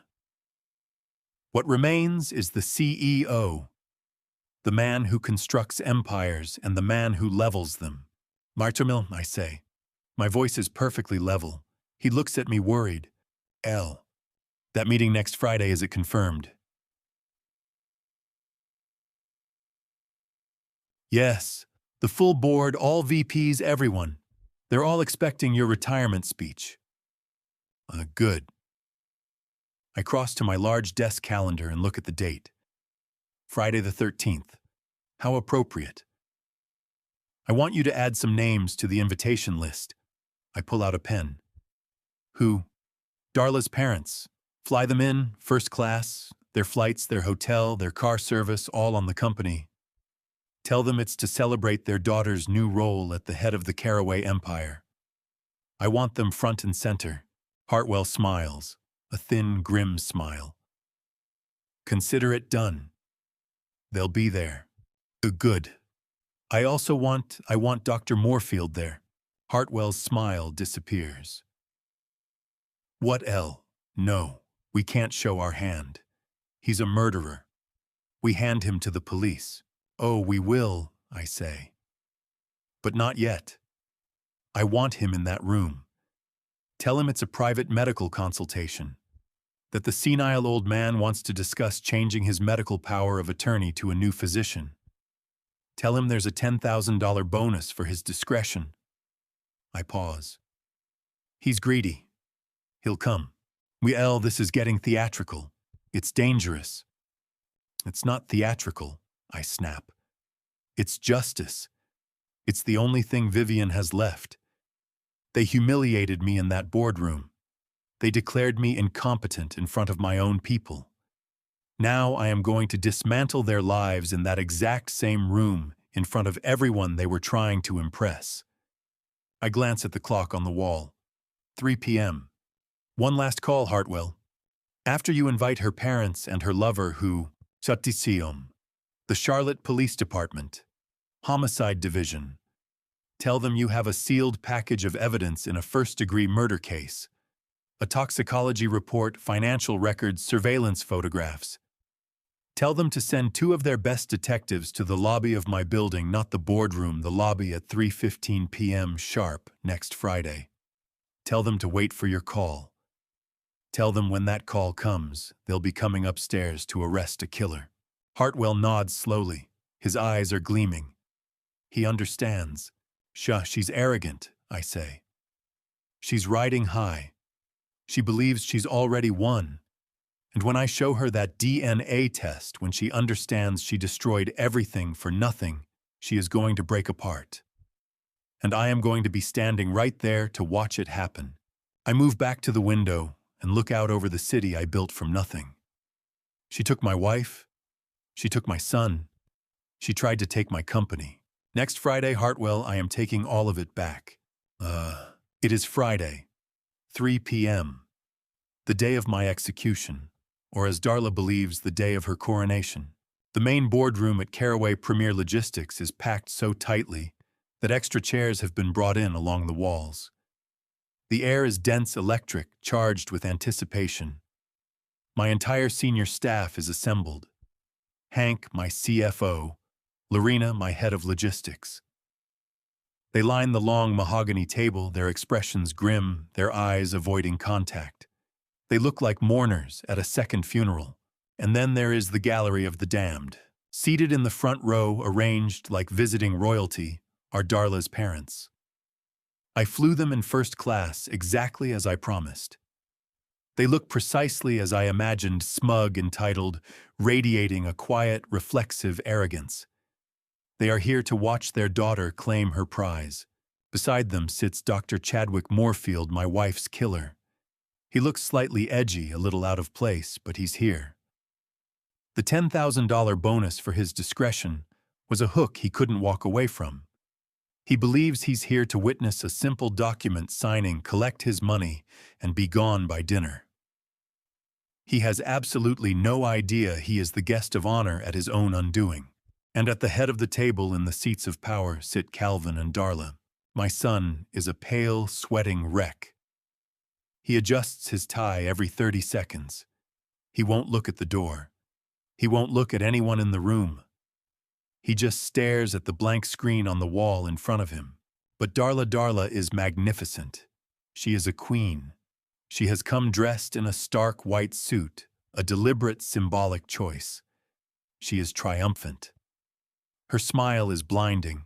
She moves through the room, greeting board members, pouring a glass of water for Calvin, every gesture radiating complete and absolute command. She has won. She knows it. She wants every person in this room to know it too. The door at the back opens. I enter. The room goes dead silent. I am playing my part. I am not Eldon Caraway, the CEO. I am El, the broken old man. I lean heavily on my carved oak walking stick, the one Vivian bought me years ago as a joke, telling me I'd need it one day. My hands tremble. My shoulders are curved inward. I let my feet drag across the thick carpet. I look old. I look confused. I look utterly and completely beaten.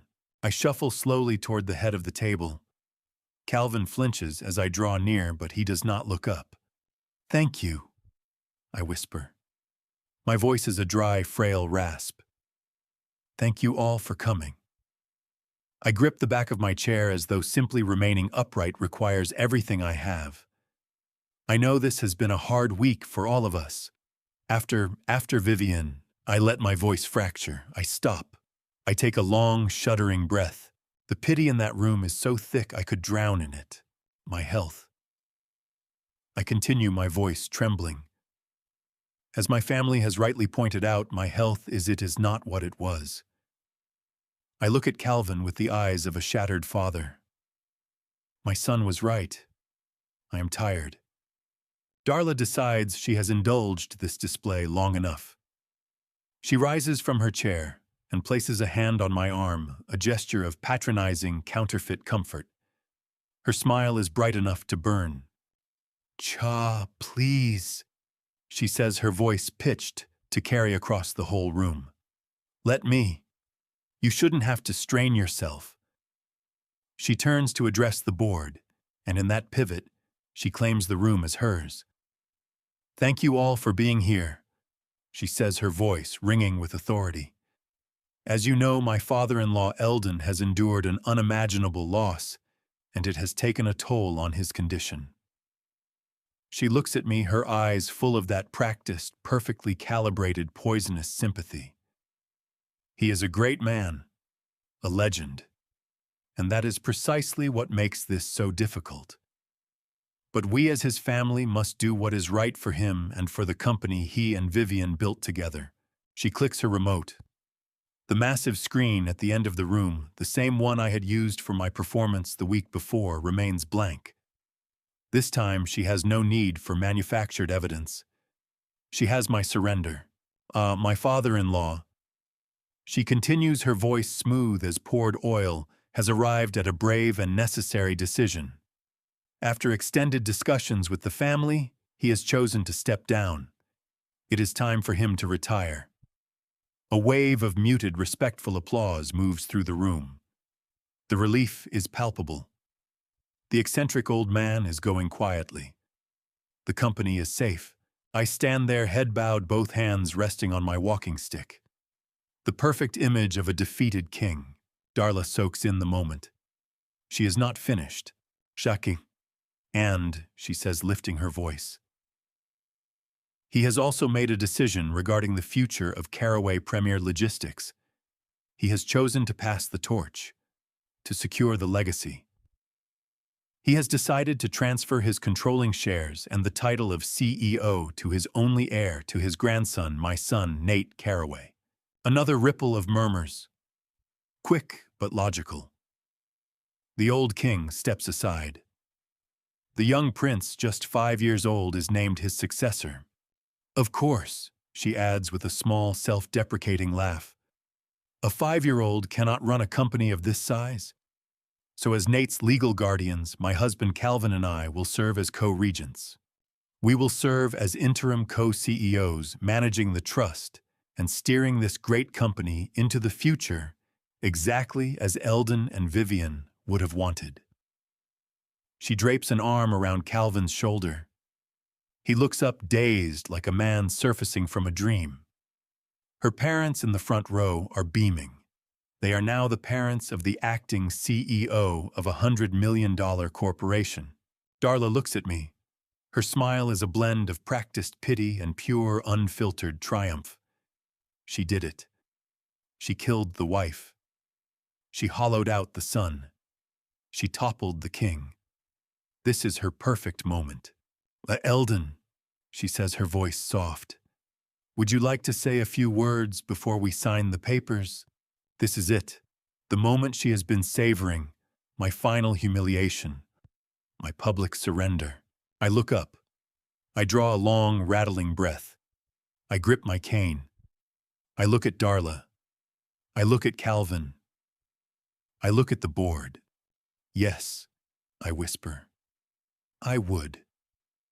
But before I sign anything, before I say my goodbye, there is one last piece of business.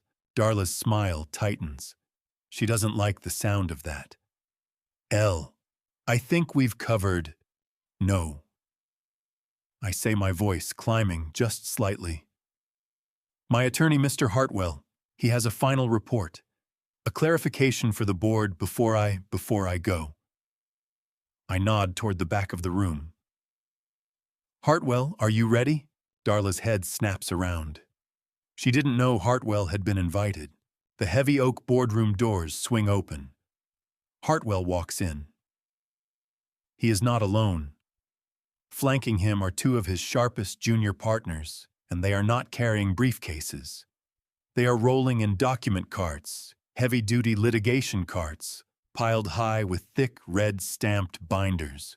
They move with quiet, swift efficiency, setting up a projector and a laptop. For the first time, a flicker of something crosses Darla's face, a hairline crack in the perfect mask.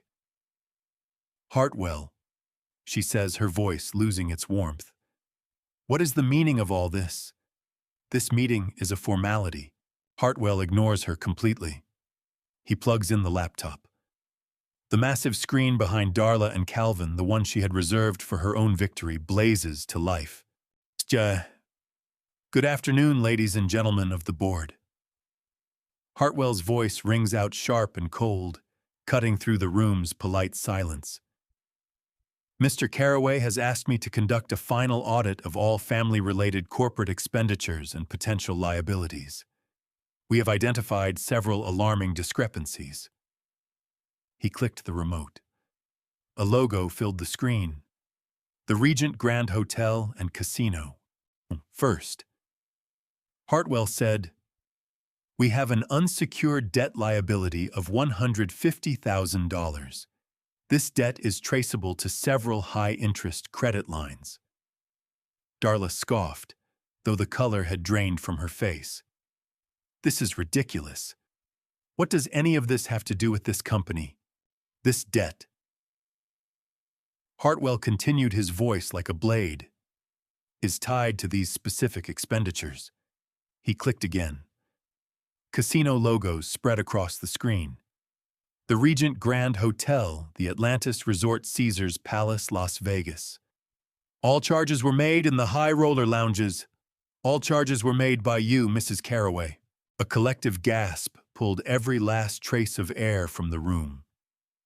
Calvin, who had been staring blankly at his hands, snapped his head up. "What?"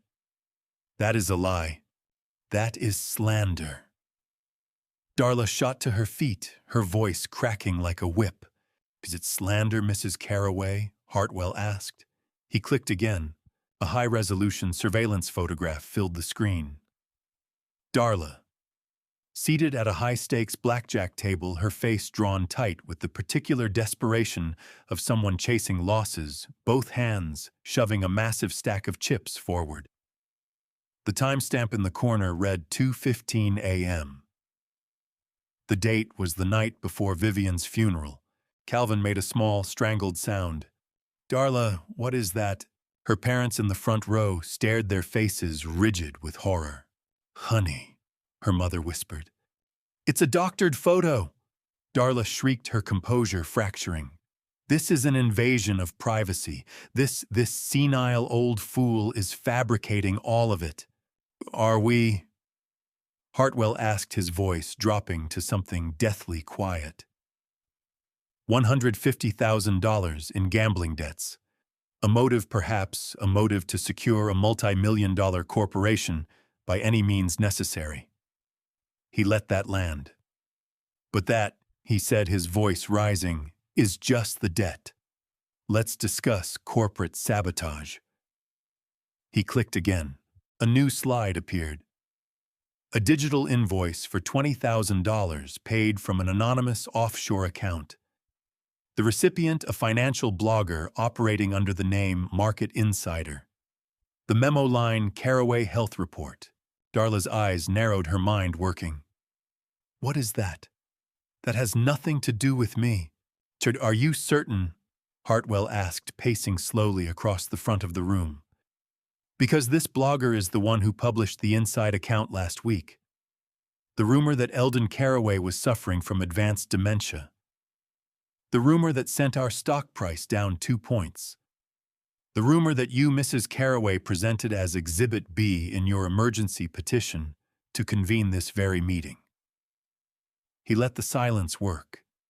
He let every person in that room connect the dots themselves. "We traced the offshore account," Hartwell continued. "It was opened 2 months ago. The funds were transferred from a casino credit line at the Regent Grand Hotel. The exact same credit line we just examined."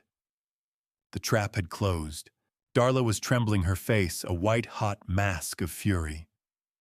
She looked like an animal that had just realized the walls were closing in. Her parents sat rigid, the color gone from their faces. Calvin looked simply broken. "I don't know what you're talking about," she finally screamed, her voice stripped of every trace of its former polish, high and shrill and raw. "This is insane. You're making this up, you senile old fool." She leveled a finger straight at me. "You're doing this to destroy me. You're incompetent, this proves it. Calvin, tell them. Tell them he's lying. I didn't move. I didn't flinch. I sat there with both hands resting on my cane and let her scream. I let the entire board watch the cornered rabid thing she had become now that the mask was gone. I let them see what had been hiding underneath it all along. She kept screaming. The defiant rage was the only defense she had left. You're lying. You're making it all up, you senile old fool. Her eyes swept the boardroom wild and desperate, hunting for a single ally. Calvin, tell them. Tell them he's incompetent. Tell them he's lying. Calvin just sat there, his mouth half open, as though someone had struck him across the face. Her parents looked horrified, not at the accusations, but at the spectacle of their daughter coming apart in public. The board members stared in cold, unblinking silence. Nobody moved. Nobody spoke. Nobody was coming to rescue her. I let her final scream die.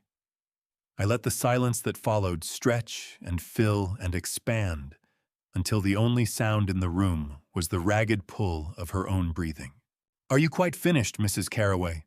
Hartwell's voice cut through the room with the precision of a surgical instrument. Cold, measured, carrying not a single note of emotion.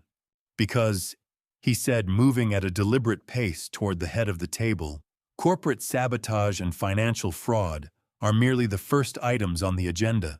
Darla, who had been panting, went absolutely still. Agenda. Her voice came out stripped bare.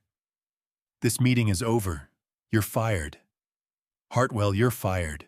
I chuckled. A low, dry sound that seemed to catch everyone in the room off guard, including me. He can't be fired, dear. I said, my voice quiet but carrying cleanly through the dead stillness of the room. He works for me. He is my attorney, not yours. And as he said, he is not finished. Hartwell gave me a crisp nod. He turned back to Darla, his expression the picture of professional neutrality. Mrs. Carraway, you were unambiguous in your petition last week. You called this emergency meeting for a single purpose, to transfer control of this company to, and I am reading directly from your own legal filing, the sole heir of the Carraway legacy. Darla scrambled to collect herself. She pushed her hair back, her hands trembling with fury. Yes, she snapped. My son Nate, Calvin's son, the only heir. Now that this ridiculous circus is finished, let's proceed to the vote. She was still trying to muscle her way through. She still believed she held the room. Precisely, Hartwell said. The heir. He let the words sit there in the silence. The board naturally takes the transfer of a $900 million corporation with the utmost seriousness. We cannot simply accept a bloodline on faith, Mrs. Carraway. We must exercise due diligence. We must verify. I watched her face. The fury drained out of it. Something new rushed in to fill the space, something I had never seen on her face before. Pure, undiluted fear. Her flushed color bled away into a pale, waxy gray. Verify, she breathed, her voice suddenly stripped of all its authority. What do you mean, verify? He's my son. He's Calvin's son. Calvin, who had sat silent through all of it, finally raised his head. His face was a portrait of bewilderment. Hartwell, what is he talking about? A paternity test. That's an insult. Is it an insult, Mr. Carraway? Hartwell asked, without so much as glancing at him. His eyes stayed fixed on Darla. Or is it simply thorough? We needed to confirm the lineage, the bloodline, before signing over the entire Carraway estate. Standard legal procedure. This is illegal. Darla shot to her feet with a shriek. This is insane. You cannot test my son, my child, without my consent. The sound of Darla's screaming chased down the corridor as the officers steered her away. The cool, calculating CEO in waiting was gone. What remained was something feral, a woman twisting against the officer's grip, her face gone purple. "You will regret this, you old bastard!" she shrieked, her voice fracturing. "You think you've won? You've won nothing. You'll be alone. You'll die alone." Dr. Moorfield said nothing. He walked between the other two officers, head bowed, his whole frame shaking. The $10,000 bonus was still tucked in his jacket pocket. He was a man who had sold his soul and just received the invoice. As they vanished into the elevator, a new sound took over. A flash. Then another. Then another. The lobby below, visible from where I stood, erupted in light. Hartwell had made his call. The press had descended. I could hear reporters hurling questions as Darla was walked through the lobby in handcuffs. "Mrs. Carraway, is it true? What about the murder? Did you kill Vivian Carraway?" My board members, my executives, my entire team sat frozen in their chairs, pale, stunned.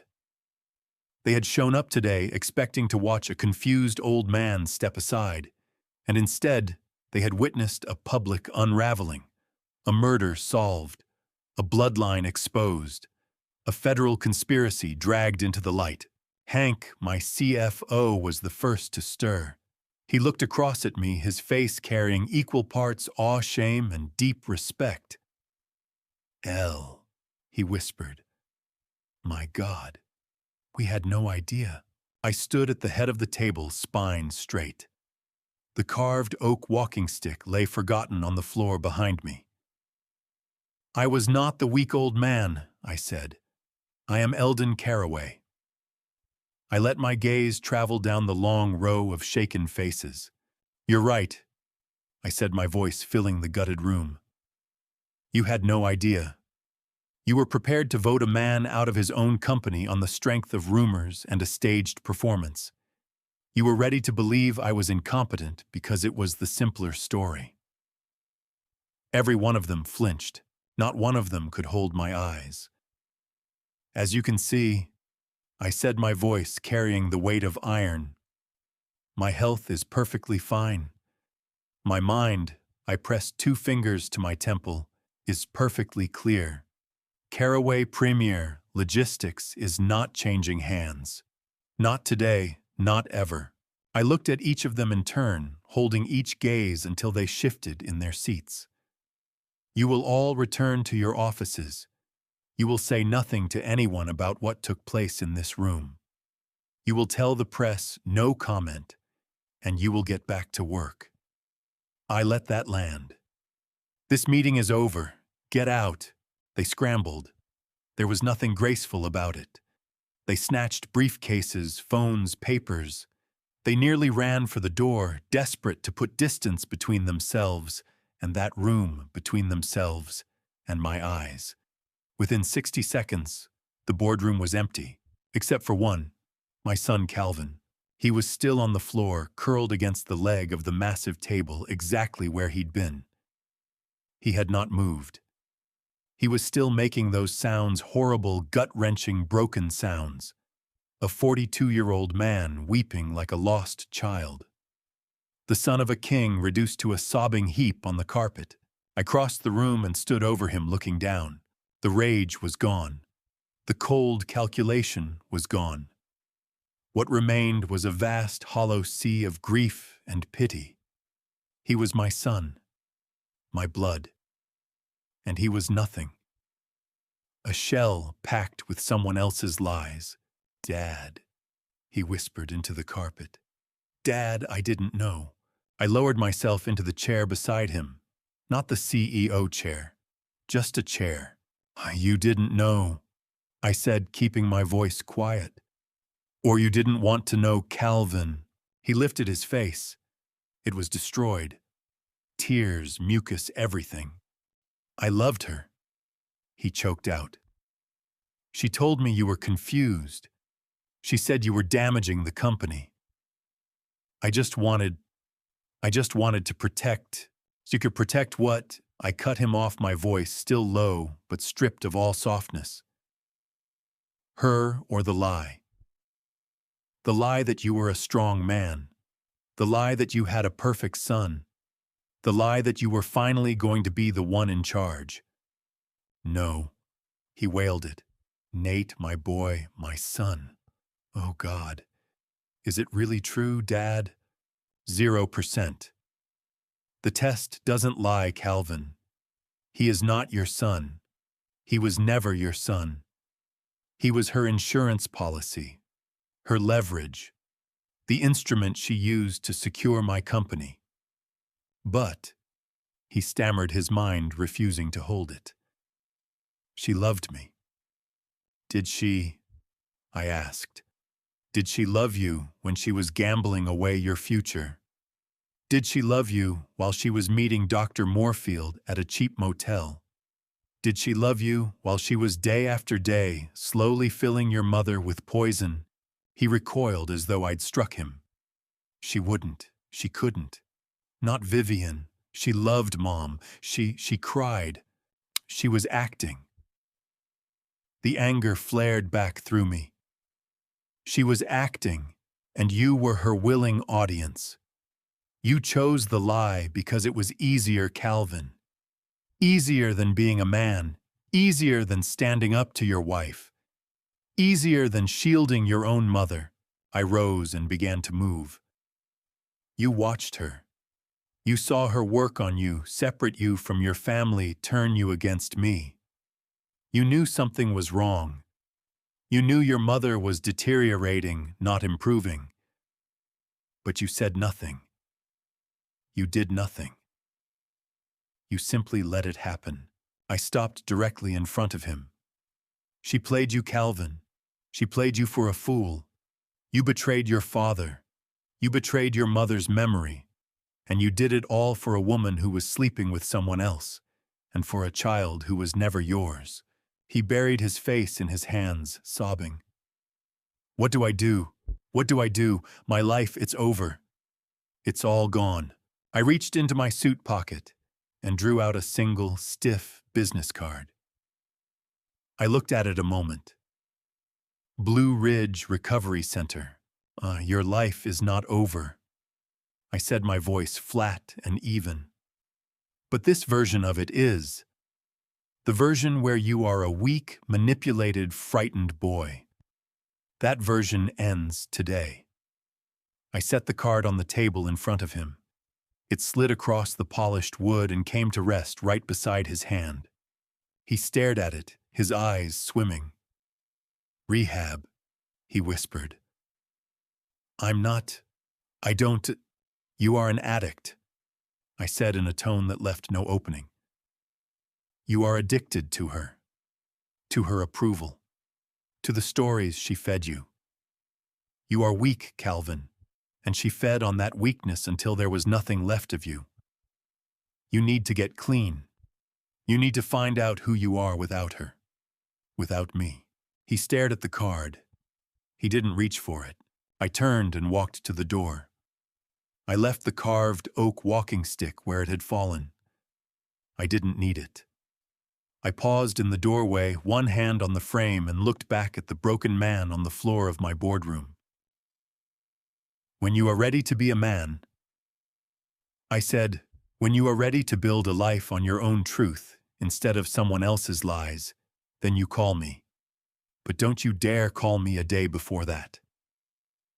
I walked out. I did not look back. I pulled the heavy oak door shut behind me, leaving him alone in the silence with the ruins of the life he had made. We didn't need your permission, Mrs. Carraway. Hartwell said, his voice level and unhurried. We obtained a discarded plastic water bottle from his preschool playground, legally retrieved from public trash. He glanced at Calvin. We also obtained a water glass used by Mr. Calvin Carraway at a lunch meeting yesterday.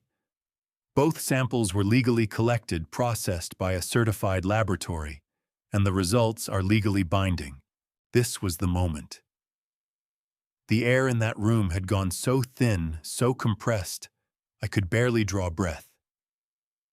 Darla's parents were staring at her, something like dawning horror spreading across their faces. Dr. Moorfield, seated at the far end of the table, had begun to sweat, and Calvin, my son, simply looked lost. I believe, Hartwell said, his voice dropping lower, that this is the document everyone has been waiting for. He pressed the button on his remote and the slide on the massive screen shifted. The casino photographs, the surveillance stills, the forged invoices, all of it disappeared. In their place, a single clean black and white document filled the screen. Clinical, official, it was titled in large bold letters, Paternity Analysis Report Case File 44B91. Below it, Subject A, Calvin K. Carraway. Subject B, Nate M. Carraway. The room was so still, I could hear the low hum of the air conditioning. I could hear Darla breathing short, sharp, shallow gasps. I watched Calvin. I watched my son's face as his eyes moved across the words. He squinted. He leaned forward. He couldn't make sense of it.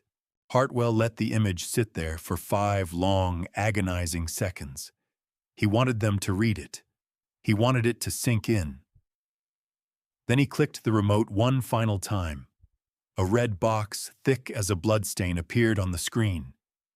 It enclosed the last line of the report, the only line that mattered. Just a few words and a number. Hartwell read it aloud, his voice carrying through the room like a sentence handed down from the bench. Probability of paternity 0.0%. 0%. Calvin just stared. He didn't move. His mind was struggling to catch up with what his eyes were reading. 0, he murmured to himself. What 0%? Darla made a sound, a strangled, desperate noise, and lurched forward. She grabbed at the laptop on the table, trying to slam it shut, trying to kill the image on the screen. No, it's a lie. It's a fake. He faked it. That old bastard faked it. He's lying. 0%, Calvin said again. His voice had risen. He turned the movement stiff, mechanical, the motion of a man whose body was operating ahead of his mind. He looked at his wife. His face was a blank, terrifying mask of pure confusion. Darla, what does that mean? 0%. That's a mistake, right? It's a mistake. He's lying, Calvin. She shrieked it at him, eyes blazing with panic. He's senile. We proved it. He's trying to trick you, trying to steal our son's inheritance. Tell them, Calvin. Tell them he's lying. I spoke. Not loudly, but my voice cut straight through her screaming. He's not your son, Darla. Calvin went rigid. He turned his head slowly and found my eyes. I held his gaze. And he's not your son, Calvin. That broke him. Calvin let out a sound. Not a word. Not a cry. A roar. The kind of sound that comes from somewhere below language, raw, primal, ripped from the deepest part of a man. He seized Darla by the arms of her expensive white suit and hauled her to her feet. What does he mean, Darla? He screamed, his face inches from hers. What does 0% mean? Haichi, Calvin, stop. You're hurting me. She struggled against his grip. He's yours. He's yours. I swear to God, he's only trying to divide us. 0%. Calvin roared, his voice cracking, his face flooding a deep, dark purple. He shoved her away so hard she stumbled back against the table. 0%, he's not my son. My boy, you lied to me. He lurched around, searching the room for something solid, for some answer. He looked at the board members. He looked at the shareholders. He looked at Darla's mother, who was screaming her daughter's name. Darla, what is this, Darla? What did you do? He saw their faces. He saw the pity. He saw the disgust. He saw the shock. Then his wild eyes found mine. He saw my face, calm, sorrowful, certain. And in that instant, he finally understood. He knew it was true. The realization landed on him all at once. His wife was a liar. The child was not his. Every act of betrayal against his father, every desecration of his mother's memory. All of it for nothing. All of it in service of another man's child. He couldn't carry it. The last thread holding him together gave way. He didn't sit down. He collapsed. He caved in on himself, dropping heavily into his chair. He put his head down on the polished boardroom table and began to sob. Not quietly. Not with any dignity. He was wailing loud, raw, gut-wrenching, the sound of a man whose entire world had been detonated in front of him. The sound of a man who had lost his wife, his son, his father, and his own soul inside of 5 minutes. The room had come completely apart. Darla's mother was screaming at her father. "Do something, Clifton. Do something." Clifton just sat there, white as chalk, looking as though his heart might give out at any moment. And I stood still. I watched the monster I had raised and the fool I had raised. This was not victory, it was simply the end. The boardroom was absolute chaos. Calvin was wailing, not crying, wailing. That deep, guttural animal sound of a man whose entire reality had just been publicly dismantled. He was slumped in his chair, head resting on the polished table, his shoulders heaving with each broken breath. Darla was on her feet, screaming, her face a blotchy, contorted mask of fury. "It's a lie. It's a fake. He faked it. Calvin, shut up. Shut up, you weak, pathetic fool. He's lying." Her parents in the front row had gone ashen. Her mother clutched her pearls, murmuring, "Oh my God, Clifton, what is this? What has she done?" Her father just stared, mouth open, every trace of his smug confidence wiped clean. My board members, my team frozen. Statues watching a dynasty burn in real time. And Dr. Moorfield, my wife's killer, was pressing himself toward invisibility at the far end of the table, his face slick with sweat, eyes cutting toward the exit. In the middle of all of it, I stood. I let the carved oak walking stick, the one I had been leaning on, the emblem of my feigned frailty, drop from my hand and fall to the carpet. The sound it made was small, just a quiet thud. But it was so deliberate, so precise, that the chaos stuttered for a fraction of a second. Darla's screaming hitched. Calvin's sobbing caught in his throat. They looked at me. I drew myself up straight. I felt every one of my 69 years pressing down on me, and I pushed through it. The fog of the confused old man dissolved. I was no longer the frail, grieving widower. I was Eldon Carraway, the man who had built this city starting from the back of a single rusty truck, the man they had allowed themselves to forget. When I spoke, my voice was not a whisper. It was not a plea. It was a roar. Enough. The words shattered what remained of the noise. Everyone froze. Darla, her mouth still open, stared at me. Calvin slowly, fearfully lifted his head from the table. I fixed my eyes on Darla. Her face was raw with panic. "You are right about one thing, Darla," I said. My voice rang with a power they hadn't heard from me in over a year. "You did swear." I gestured with open contempt toward the broken man at the table. "You swore to love my son, and what you gave him was a lie.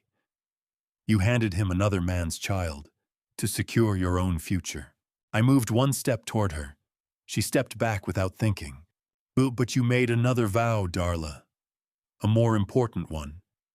You stood in my house. You looked me in the eye. You swore to me that you would care for my wife." The word wife settled over the room, heavy as a coffin lid. Darla's eyes went wide. This was an attack from a direction she hadn't anticipated. She had no ground to stand on here. "What?" she stammered. "I did. I took care of her. I loved her. She was sick, her heart. Her heart was weak. Her heart." I repeated, my voice dropping to something dangerously quiet. "Yes, let's talk about her heart." I kept my eyes locked on Darla, but I spoke to my attorney. Hartwell, the final report, if you please. Hartwell, who had been standing at the projector with the patience of a man who had been waiting his whole career for this moment, gave a single nod. He clicked the remote. The DNA report vanished from the screen. A new document took its place. The title was simple, cold, and merciless. Toxicology Report. Vivian M. Caraway. What is this? Darla's father, Clifton, finally located his voice. He pushed to his feet, reaching for whatever authority he had left. This is harassment. This is a violation of privacy. It is evidence. Hartwell's voice cut clean through the room. Evidence of a crime. Mrs. Caraway's blood was drawn for a standard panel 2 weeks before her death. At my client's request, and under a court order, that sample was forwarded to an independent toxicology laboratory in Virginia. He clicked the remote. A single line on the report lit up in bright, damning red. The findings are conclusive. Hartwell said, his voice flat as a blade. Mrs. Caraway's system contained a substance she was never prescribed, a cardiac glycoside. Digoxin. I watched Dr. Moorfield. He was sitting at the far end of the table. The color left his face so fast he looked like a man already dead. He knew that word. He knew exactly what it meant. She wasn't on digoxin, I said quietly, but the whole room heard me. Moorfield had her on a beta blocker, an ACE inhibitor. I picked up the prescriptions myself. Digoxin was never part of it. She was never prescribed it. Well, Hartwell said, his voice hardening. The levels. He directed everyone's attention to the number at the end of the highlighted line. The normal therapeutic range for a cardiac patient on digoxin is between 0.8 and 2.0 nanograms per milliliter. Physicians grow concerned above 2.5. Anything over 3 is classified as highly toxic. Anything above 4 represents a catastrophic fatal dose. He let the silence stretch out. Then he delivered the kill shot. Vivian Caraway's blood contained 5.2. The room tilted on its axis. Calvin stared, uncomprehending. What does that mean? It means, I said, my voice climbing, that it was not an accident. It was not a mistake. It was a flood. It was an execution. I turned my eyes on Dr. Moorfield. A lethal dose. Isn't that right, doctor? The kind that builds up gradually? The kind that produces nausea, confusion, weakness? The kind that mirrors perfectly the symptoms of natural heart failure in a patient who is already sick? Moorfield lurched to his feet. I deny this. This is outrageous. I had no part in her medication. Of course you deny it, I roared. You were too occupied meeting her. I leveled my finger at Darla. At a cheap motel. 3 days after you signed my wife's death certificate. Hartwell clicked the remote. The toxicology report disappeared. In its place, a high-resolution surveillance photograph. Darla in her beige coat. Dr. Moorfield's hand on the door of room 14C. Darla's mother let out a high, strangled scream. Darla, with him, the doctor! It was over. The affair, the DNA, the murder. The room was caving in on itself. I crossed directly to Darla. She was pinned between the table and her chair, her eyes wide with the look of a trapped animal. I kept my voice low, meant only for her. You were a cardiac nurse. I whispered the words, carrying all the venom I had held for months. You knew the drug. You knew the dose. You knew precisely how to kill her without leaving an obvious mark. You stood in my house. You drank my coffee. And you murdered my wife. I straightened. I raised one finger, the same finger I had pretended to let tremble, and pointed it directly between her eyes. My hand did not waver. You murdered my wife. The words came out as a roar bouncing off the glass walls. You poisoned her. The confession was complete. The chaos was total. Calvin simply broke. The sound that came out of him was not human. He slid from his chair and crumpled to the floor, folding into himself, wailing, "No, no, no. She said she loved her. She said she loved her." Darla's mother fainted, pitching forward onto the table. Her father, Clifton, grabbed Darla by the arm. "We're leaving. We are leaving right now." He began hauling her toward the main doors. Dr. Moorfield bolted. He shoved a junior associate out of his path and sprinted for the exit. They were all running. "Hartwell," I said, my voice perfectly calm. "On it, L," he replied, speaking directly into his phone. "Now." Just as Darla and her father reached the boardroom doors, just as Dr. Moorfield laid his hand on the brass handle, the doors burst inward. Two uniformed officers stepped through, filling the frame, blocking any exit. Behind them stood two homicide detectives, badges out, faces grim. "Stop right there," the lead detective commanded. Clifton froze. Dr. Moorfield raised his hands, his whole body shaking. The lead detective moved into the room, his eyes sweeping the scene, the woman slumped unconscious on the table, the man sobbing on the floor, the stunned row of board members. His gaze finally settled on me. "Eldon Carraway. I said. He gave a single nod to Hartwell. Then his eyes snapped to Darla.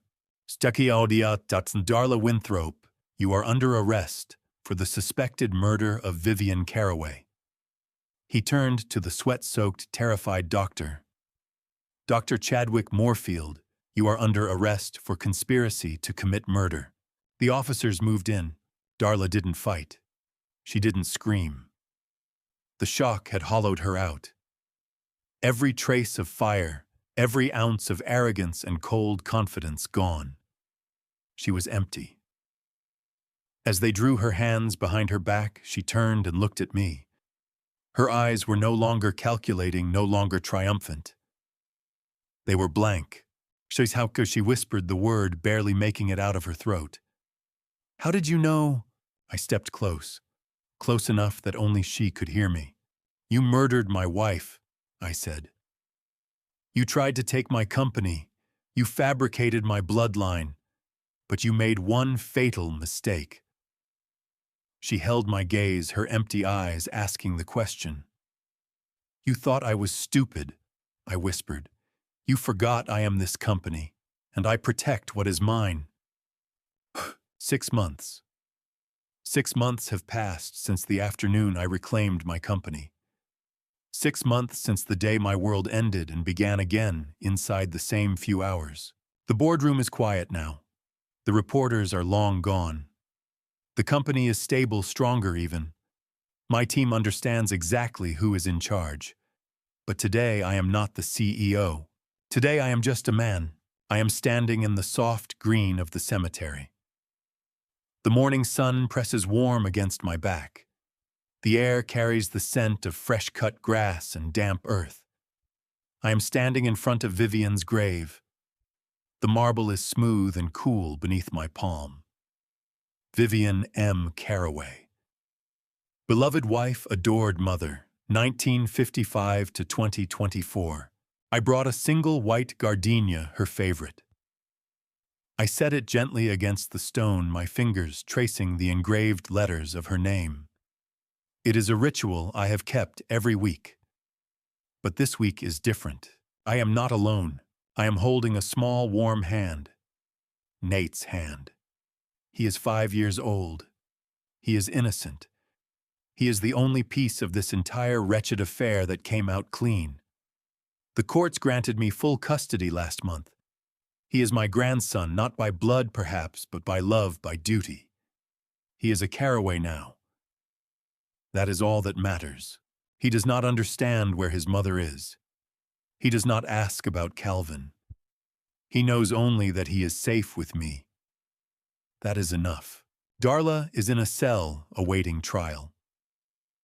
The evidence Hartwell and I assembled was overwhelming: the toxicology report, the DNA results, the casino debts, the surveillance photographs of her and Dr. Moorfield, the attempted corporate fraud. The district attorney called it a slam dunk. She is facing life in prison with no possibility of parole. Her parents, that smug, polished couple from the boardroom, did not post her bail. They have not returned my calls. And Calvin, my son, my poor, broken, foolish son. He is in rehab at the Blue Ridge Recovery Center. The card I left him on the boardroom table, he sat alone in that empty room for 3 hours after I walked out. Then he made the call. He is fighting. He is trying.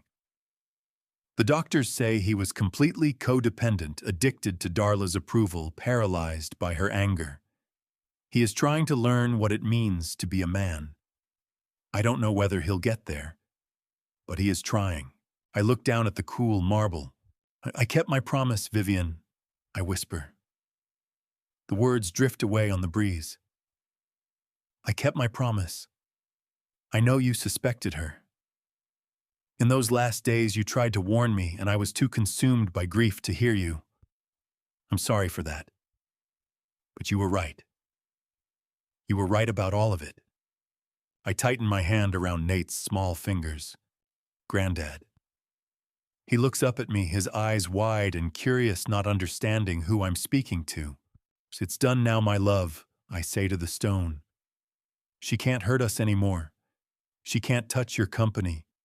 She can't harm your son. I let out a long, heavy breath, the kind that feels like it has been locked inside your chest for a year. Now you can rest.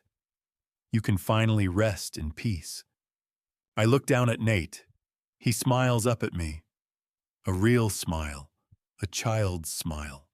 Your son and I whisper, my voice thick. We have a long road ahead. But we are going to try to heal. We're going to try to fix what's broken starting right now. What happened to my family is a terrible lesson. If you stayed with me through every step of this story, thank you. It wasn't an easy one to carry. What Eldon lost can't be measured in a courtroom verdict. He lost years he could have spent differently. He lost a son to another person's lies. He lost Vivian, the woman who saw everything clearly and tried to warn him before he was ready to hear her. And yet somehow he came out the other side holding a small hand at a graveside still standing. I believe God has a way of preserving the ones who refuse to let injustice be the final word, even when the cost is almost more than a person can bear. If this family revenge story taught me anything, it is this. First, the people who want you to doubt yourself are usually the ones who fear what you know. Don't surrender your clarity to someone else's performance. Second, loyalty is not the same as blindness. You can love someone and still refuse to let that love be used as a weapon against you. Third, if something feels wrong about the people caring for the ones you love, trust that feeling and ask hard questions before it is too late. Fourth, for anyone in the adults, 50-plus chapter of life who thinks their season of strength has passed, Eldon Caraway built his company from a single rusty truck, and he protected it at 69. Your age is not your weakness. It is your record. If this family revenge story moved, you share it with someone who needs to hear it today. Leave your thoughts in the comments. I read everyone. And if you haven't yet subscribed to Honor Revenge Stories, so the next chapter finds its way to you. Thank you for being here. Until next time, take care of yourself and the people who deserve it.